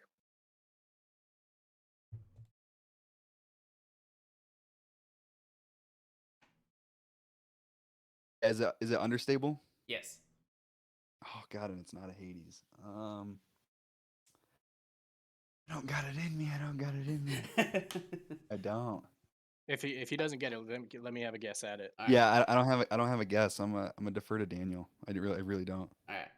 The only thing I can think of, you said 12 speed. Yeah. I don't want to look it up. 12 or speed or anything. higher. Is it a Crank SS? No. But that would have been a good. That would have been a good. Is it a one. turn? No. See, Innova's turn. Oh. But it was the Scorch. Scorch. Is that a newer one? Yeah, it's a newer one. Damn it. Yeah, that Yep. Scorch would. Was that like the big brother of the Heat or something? It's kind of Pretty like much. yeah, it's like the big brother of the Heat, little brother to the Hades. Yeah, it makes It's like sense. that mix in between, not as understable as the Heat, but not as stable as the Hades. And Yeah, nor as that was a fast. good one. I should know that one. Yep, that was a good one. I thought you had it when I really did. When you was all around the Hades, I was like, oh, it's so close. It's like Zeus, it's so Hades, close. Onyx. I figured it had to be one of those three. Yep. It wasn't. That's why I was stumped. Yeah, Yep. Onyx is actually a 10 speed. Yeah. Yeah, I have no clue what this speed Yeah. is. He's like, I'm close. I know it's a driver. I don't even know. I know it's Yeah. close. Mm-hmm. Yeah. All right, you ready to try again? Yeah. Let's do another one. All right, I got one more for you. Let me know when you're ready. I'm ready. Okay. 3, 2, 1. Maybe not. My phone just decided to shut on me. 3, 2, 1, go. Neva, No. Discraft, No. Discmania, Yes. Driver, No.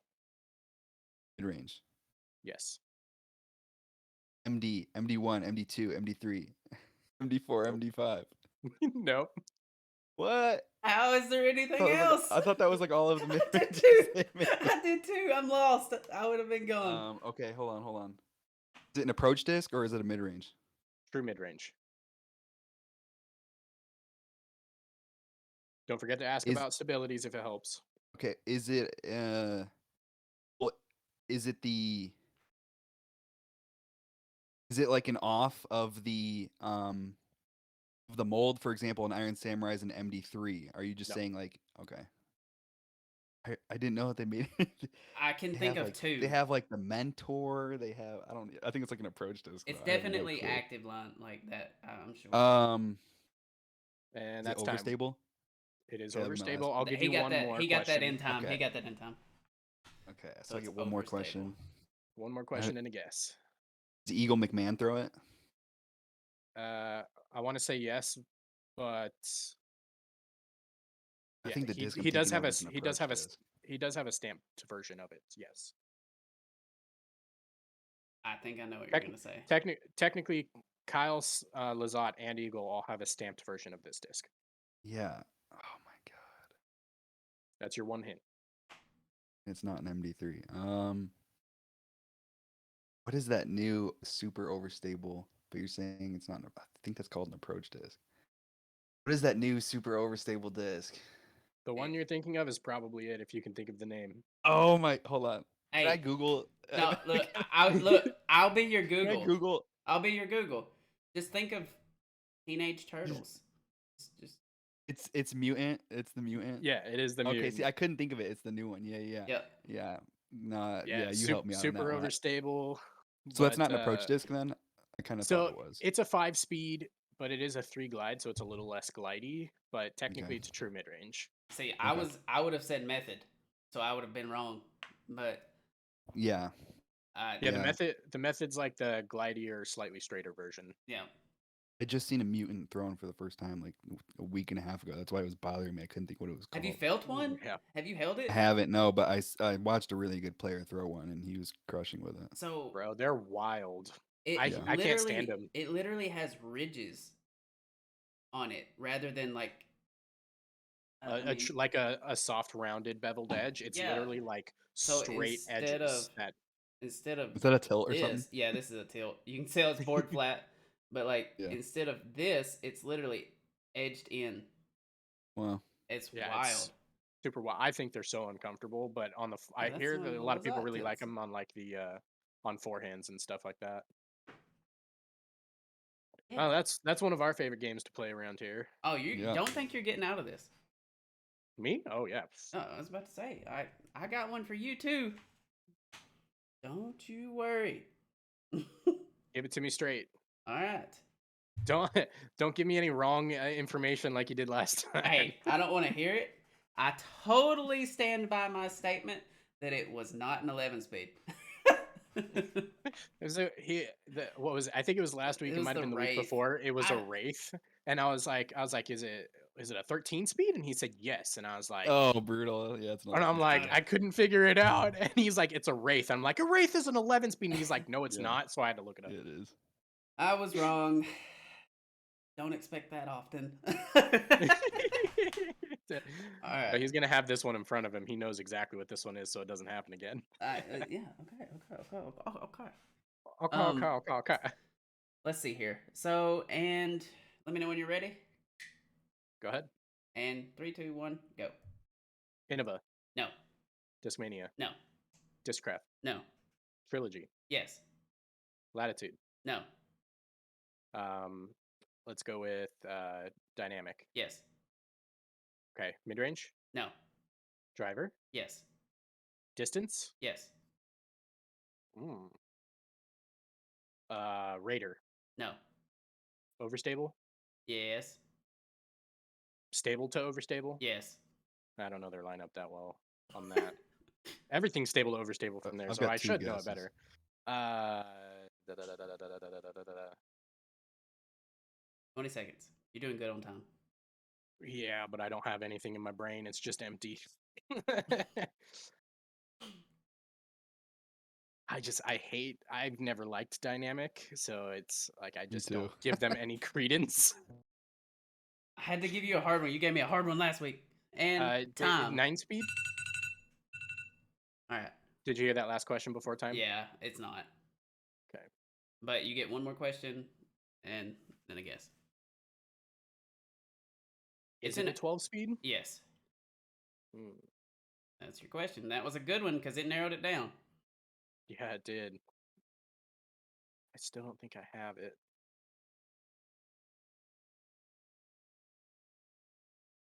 I mean, I have one in my brain, but I can't think of the name. So, what is it called? Is it a defender? Nope. That's a good guess, though. Is Is it it a sheriff? The sheriff is 12 speed, but it's not the sheriff. So it's Okay, not. I It's don't not know a. it. It's not a destroyer clone then. Kinda, but not a destroyer. Did you say enforcer already? Yeah. Wait, no, but it's not. Oh, okay. Well, that was my final guess. Okay.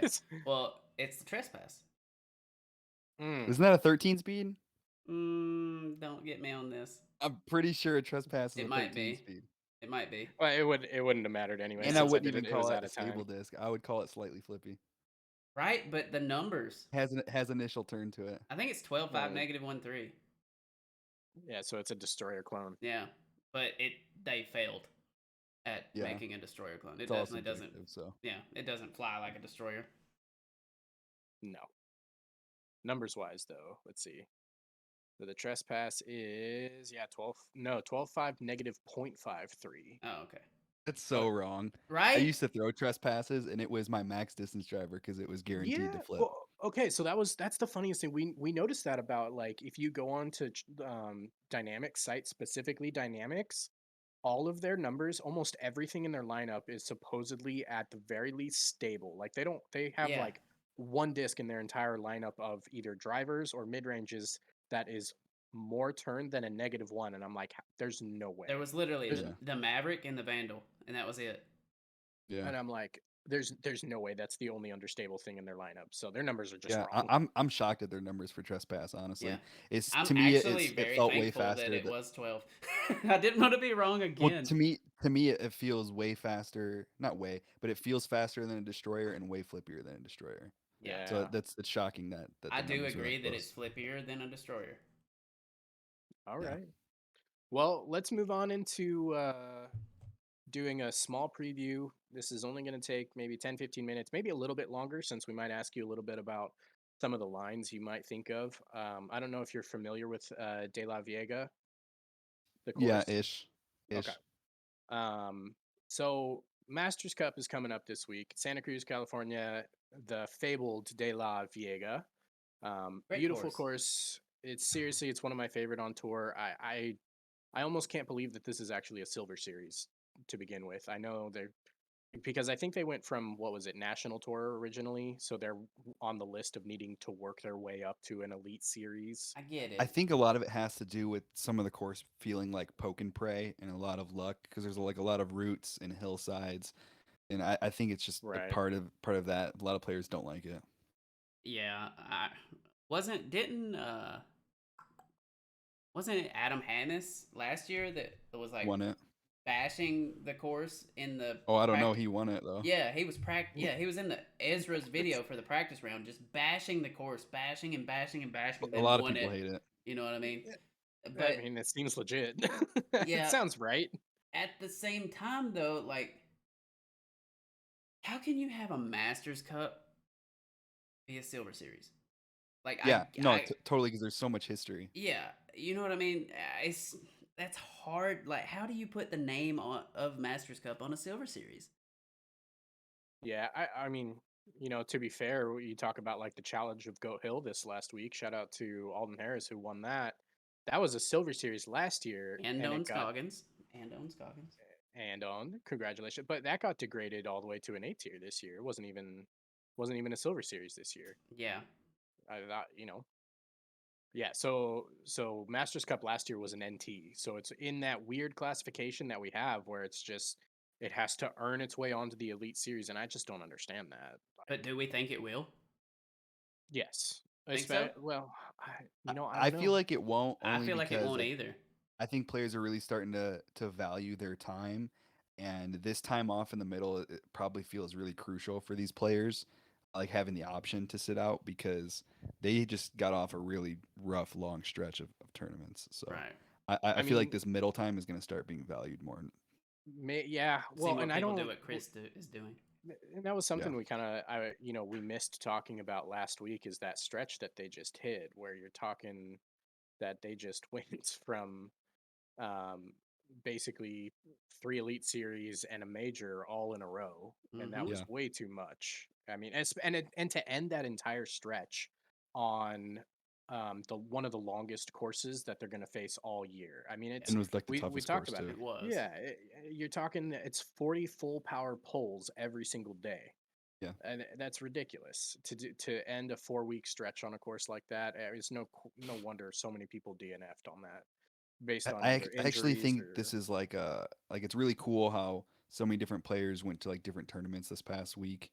right. I think that's like a something crucial that they should keep. So those lesser players Yeah. can still win tournaments, get paid, and then the other guys can still take time off and not play, and Right. people have that Right. option. I think that's really cool. That was Now, the thing you have to consider about it being an Elite Series again next year is that obviously everything that's in the Silver Series is going to be up for consideration as Elite Series next year. And we know that the Elite Series has at least one more open spot next year due to the fact that any major will not be replayed in the Elite Series. So that means Toboggan is out.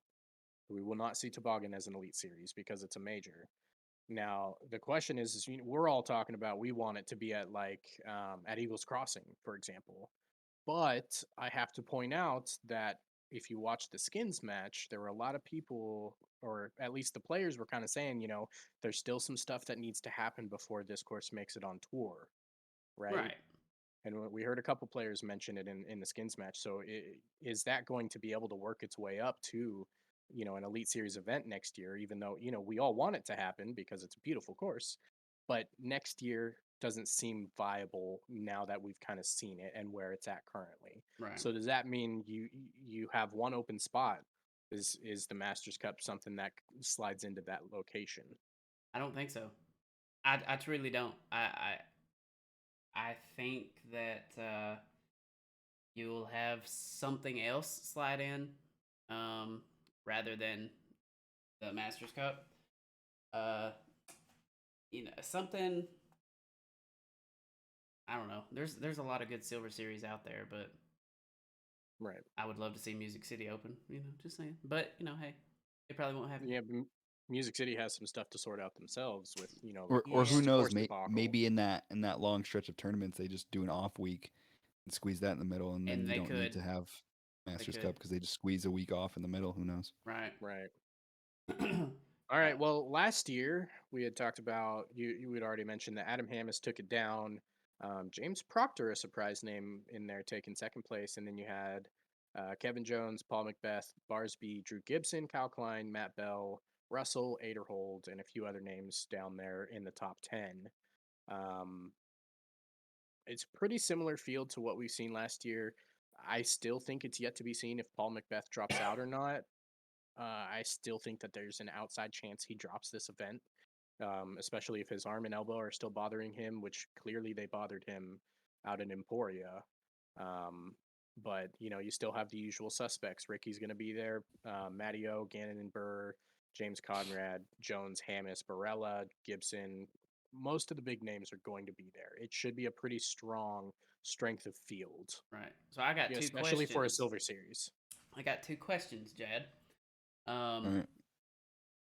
First one is what happens, say you were to hammer the line on Paul Macbeth, for instance, and going into it, he drops.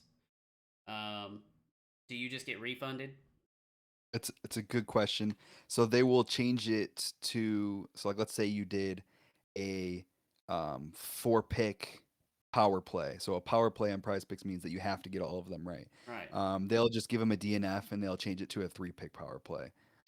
Something that you could always do is you can actually withdraw your entry all the way up until that person tees off or the first person in your thing tees off.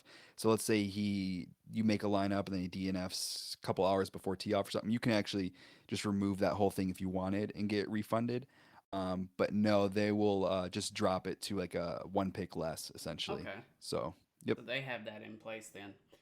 yep, And yep. It also, happened last week with Hamas. okay. Um, also, I don't know how many people like actually like go on this, but Matt Bell, this is his home course, and he always finishes well here. Always. Now, Absolutely. is that one that could slide under the radar on a pick because of how he's So played prize this prize year? picks generally only does like the top 10 to 12 players. So you're not going to see Matt Bell on prize picks. Okay. And I would imagine the reason for that is there's just too much variance in the Yeah. game of players who aren't some of the elite. Like we don't even see Anthony Brella on there. We used to see him on there last year. We used to live and die by AB because he's got such Right. a high ceiling, but at the same time, like dude can just shoot 12 over for no reason. Yeah. So you're probably not going to see Matt Bell on there. But yeah, I mean, I definitely think sometimes home. I mean, we've seen it with Kevin Jones in Arkansas. Not exactly his home course, but I even think yeah, Paul is from that SoCal area. I think if he plays, you should expect him to play pretty well. Yeah. I agree. Same with Barsby. I'm not sure if Yeah, I didn't see we'll, Barsby on we'll the we'll list. see. The California area is one of Barsby's fortes, so we'll see how he does. Yeah, Yeah. I was surprised to not see him signed up. I figured this would be one that he would for sure hit. But Maybe not because he moved to Texas recently, but he's yeah, from Grass Valley Yeah. and just moved from Grass Valley. He lived there his whole life. right. Yeah, that Yeah, I don't surprised have me. Barsby on here. No. What The about beauty Double of G? Control Double F. G's there. Yeah. Yep. So he's from that area too. Yep. I believe he's not from. He's from Florida, right? Yeah, he He's still lives he's in Florida, but he he's has got spent a lot something of up time in there. that Yeah. California area. Yeah. Yeah. All right. Well, you are more than welcome to join in on this, regardless of what the power lines are going to tell you here later on. But what we're going to do is we're going to pick um, three, basically one to win, two to podium, and then a dark horse. And then we'll do that for MPO and FPO. I will point out one of the things that I did notice earlier today was, let's see if I'm pretty sure I still have a picture of it. No, I don't. Why didn't I take a screenshot of that? Because I'm dumb. See if I can't find it. All right. Well, I can go ahead and start if you want. Go ahead. So for my MPO predictions, I am going to go with Ricky Wysocki taking it down. Pretty just kind of safe pick. I am going to go with Gannon Burr and Paul Macbeth on podium. And then my dark horse, surprisingly, is not Matt Bell. My dark horse is going to be Jacob Cupcake Curtis. Jacob Curtis. Cupcake. Who's that? Exactly. That's a dark horse. He always plays well enough. in the West Coast. We seen him in Vegas, and like the Memorial, and what was that other one that started with an S out there? Shelly Sharp Memorial. He was really doing well there. He usually does well on the West Coast, and I think that he will come up and play well there. So yeah, Cupcake is my dark horse. Okay. What about you? So let's see. I don't know. We'll see how Ricky does. I'm actually not going to pick him to win this week. I think he might come off of a little bit of a little vacation hangover. out there, I did see spending too that. much time on the vacation train, but he also could come out hot because he's nice and rested. Um, I'm very interested to see how Nico does out there, and I'm actually going to pick him to win. I know it's a little bit interesting, Okay. but distance is not the most important thing. And Nico's lines have been really phenomenal All a year. lot this year. Yeah. And I think if he can get himself in the good landing zones and avoid any major like route rollaways, he should be doing pretty good out there. And then I'm going to go with Matt Bell and Kevin Jones to round that out. And I like then that. it's a little bit, I think it's soft in terms of a dark horse pick. But I'm going to go with Alden Harris just because we've Mm. seen him do a lot of really good things this year, Yeah. especially. But he also, I want to point out, he placed tied for 18th last year, which was really, in terms of being off of podium, 10 strokes out. But I think the way that the field is going to play this year, he's going to gain a few of those strokes back the way he is playing. Right. Right. I'm with it.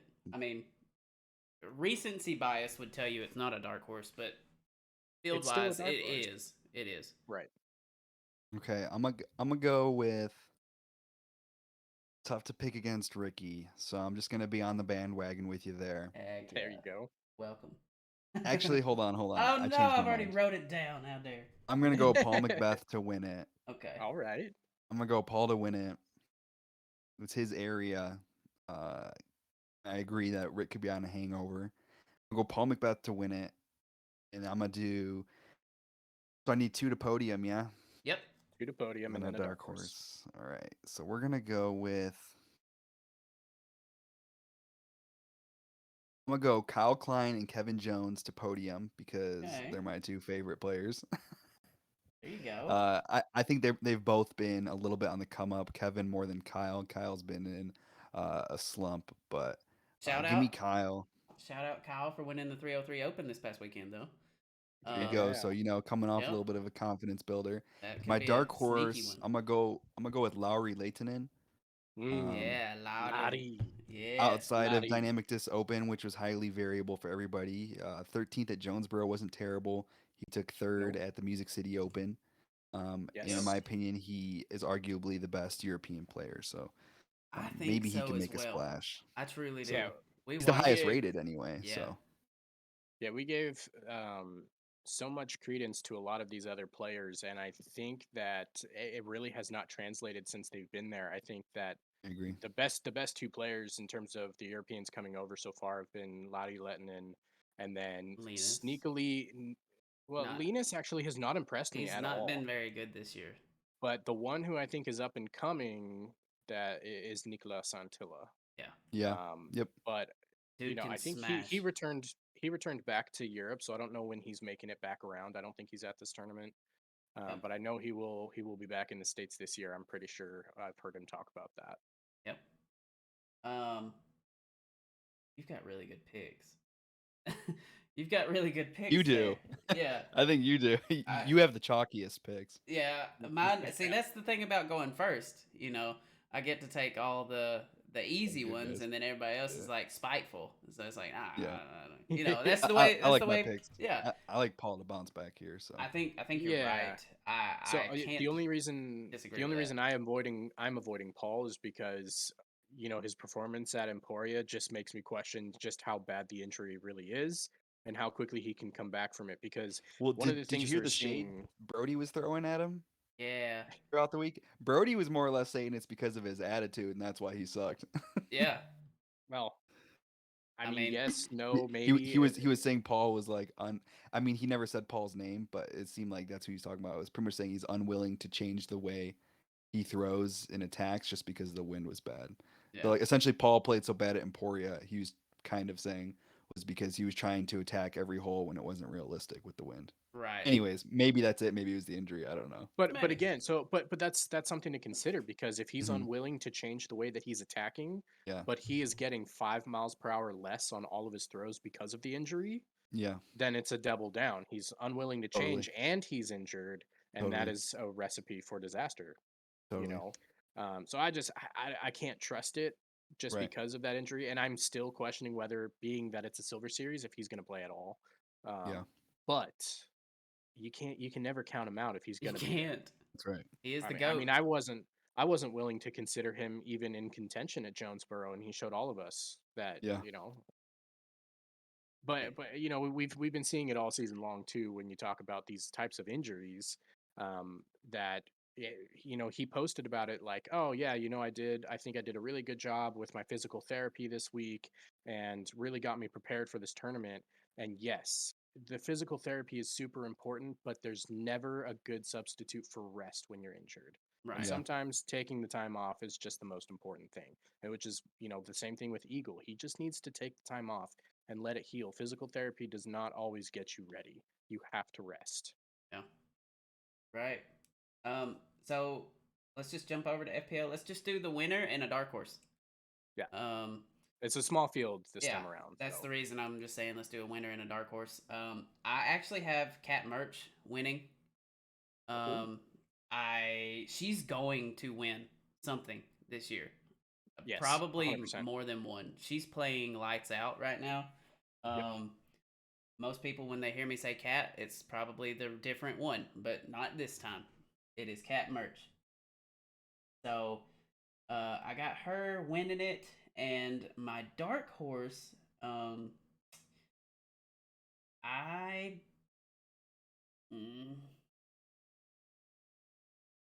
no, I guess I'm gonna go with Alex Benson. I Okay. know she is from like Maple Hill area. She's traveling way out there. Right. She's definitely going for a reason. She believes that she can win. Um, so, and she's higher rated than like 70% of the field. So, I, Also true. so I'm going with Alex Benson, and maybe she makes some splashes. Hey, we have got the veteran himself from Hitting the Lines in the chat right now. Nasser, thank you for joining us in the chat. Giving you a shout out over there, Jad, Hey, turn up. Turn and up. going out there and telling us how much they love Cat over here at Hitting the Lines. Yeah, we're big Katrina Allen fans for sure. Yep. Actually, if should Cat with a K, so Cat merch. Oh, both. Yes. No, Yeah. yeah. We've been bragging on Cat merch since before anybody was realizing it. We're tweeting it out every tournament like Cat merch is barely scratching top 10, but if you look at her scorecard, she's putting up as much birdies as anybody. We've been saying, man, if she has a clean scorecard, she is going to shoot hot. And then finally at Jonesboro, it happened, and it was like Yeah. It low hit. key celebration for us. Like, dude, we've been saying it. She can score for an FPO player. She can score. So Yeah. yeah, Yeah. we're big Cat merch fans. We've been on that bandwagon a little bit this season as well. Especially, I mean, it feels like every tournament I've talked about her a little bit, where it's like, man, did you see this 10-hole stretch she went on? If only she Yeah. didn't bogey here, here, and here. Right. Yep. Literally since it's felt like every week since LVC, we have mentioned Cat, like she's putting the birdies down. If she can just clean up some of those Yes. bogeys, she's going to be in contention. And finally, she did. She is just one of those players that can get hot and go on a streak and just birdie holes that nobody else is birdieing. You know what I mean? Yeah. She just gets hot and goes on those streaks, very streaky. So, I think she can do it. All right. Well, I'm gonna go with Katrina Allen to win. The other Cat. The other Cat, and this is gonna be a little bit of past history on the course bias. Um, According to some Statmando stats and some correlations I've seen in the last week or so, she's basically projected to win, given the field that's there. Projected to win with a 60% odds Yeah. right now to win. Yeah, I think that's And fair. 90 something like 95% chance to podium, 99.9% chance top 10. So I mean, those odds they're pretty hard for me personally to bet against. And her history at the course is definitely in her favor.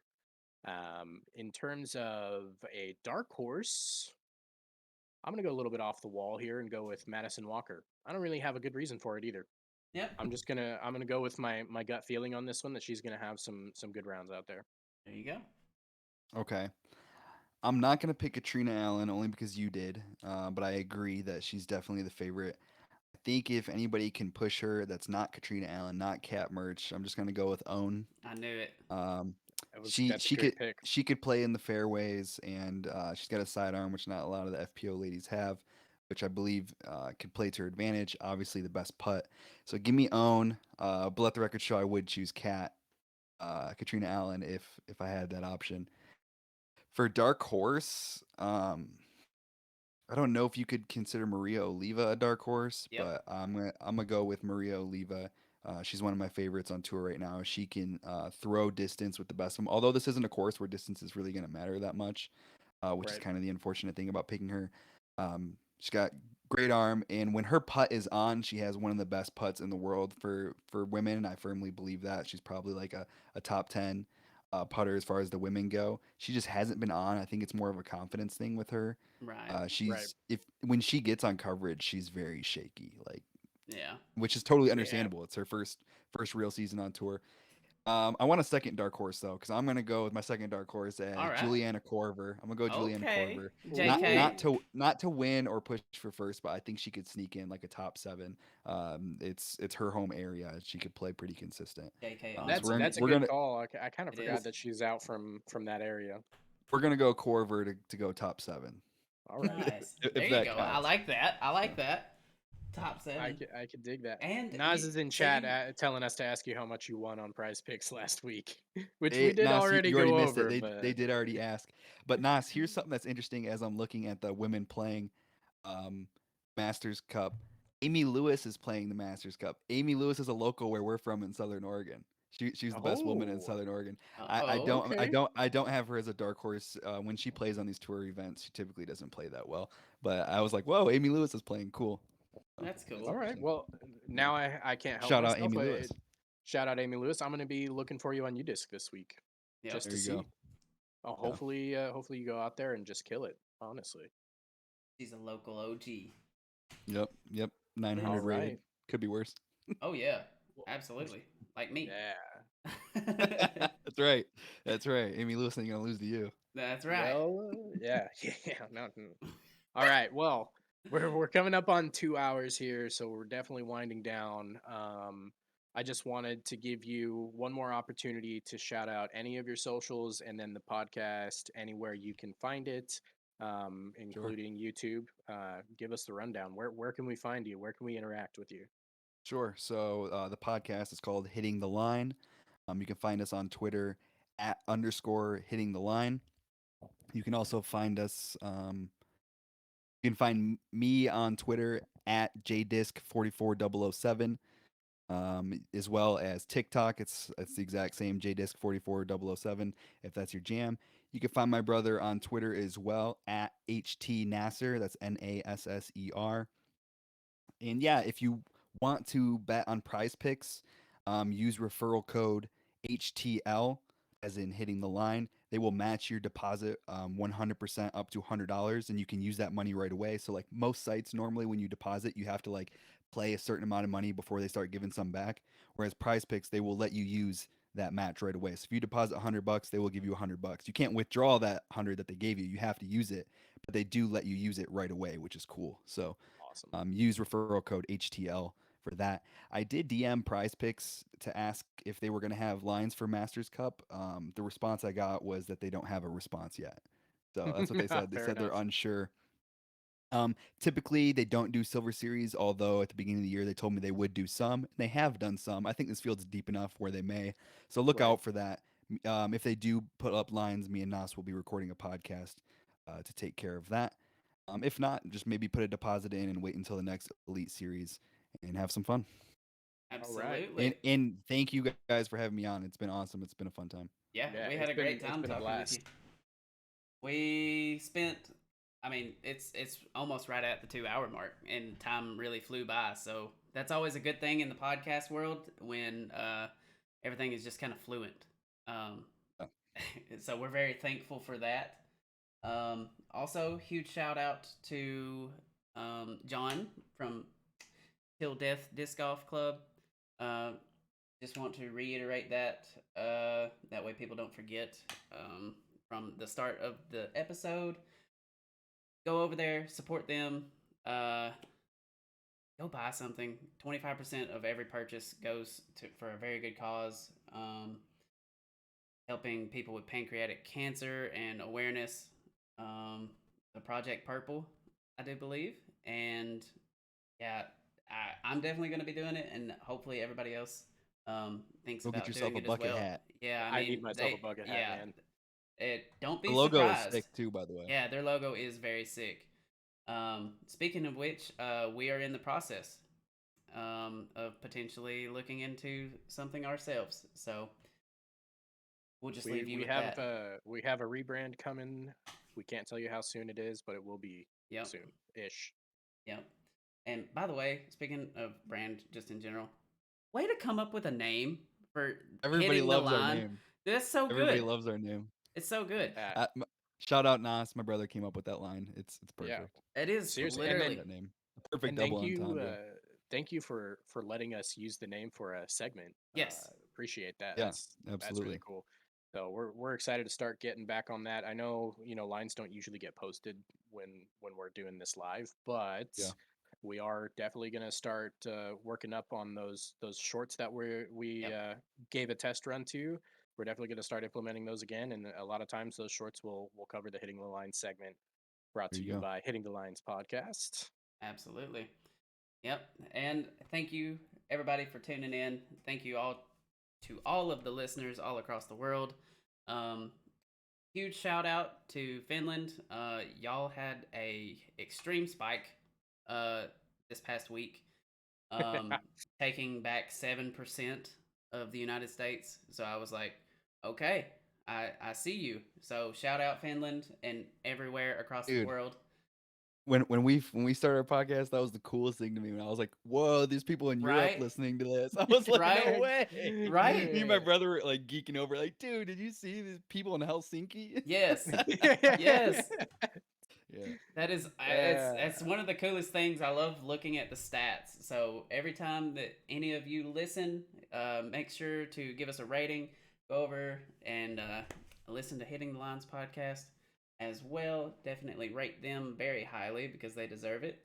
And Oh, actually, before we sign off, I have one Yeah. more thing that we need to do. oh no, what do you We have got? to pick a winner for the Twitter giveaway, man. What? Woo! How Yeah. did you forget that? I didn't have it on my list. How dare! I figured we would do it like we did the last one, unless you have a different way. I do have one. All right. But before you do the winner, real quick, I just want to say one thing. Sure. Again, appreciate you guys having me on.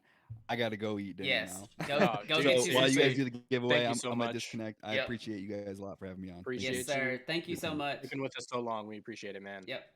Sir. All right. Yeah, I don't know why or how I forgot this, but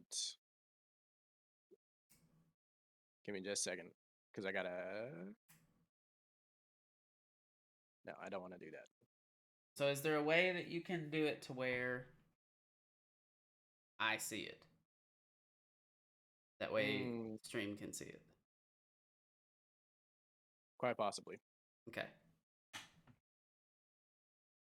And to all the audio listeners, just wait patiently.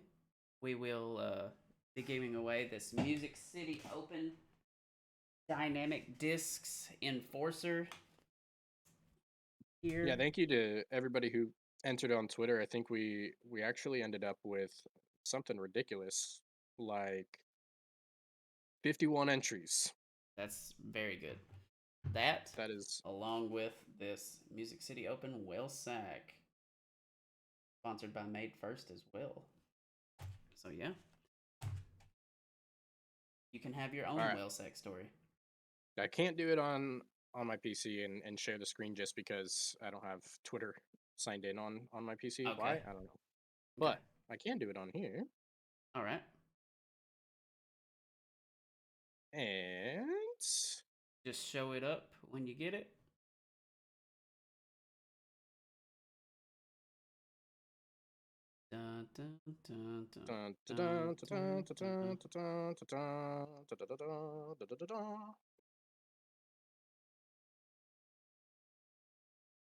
And here we go. All right. So let's see if I can get this on the camera here. It's gonna be real hard to see, but I'm gonna try to get it here. And your winner is Oh gosh, uh ring light just killing it there. um All right, I'm not gonna get Sh- it, but Sharon at Sharon 66 at something. 66 megahertz, you have been selected the winner. I'm gonna send you a DM anyways, just to make sure that you see it. But thank you guys, everybody who entered. It's been awesome. We're so happy to do this giveaway. And we appreciate the interaction that you've given us, and we hope to keep, talking to you on Twitter, Instagram, anywhere we are. We're gonna have, Absolutely. some more giveaways coming up here pretty soon. We're definitely in the works with some stuff that will allow us to do some more giveaways. Yep. Can't spoil that yet, but you will know soon enough. And we've also got some milestones that are getting very close that do call for some giveaways. So Absolutely. we will be all about it. So everybody, uh, this is us signing off. Everybody have a great night, great day tomorrow. Have a great weekend, and thank you for listening. We appreciate you all. Yeah, Peace. go throw some discs. That's right.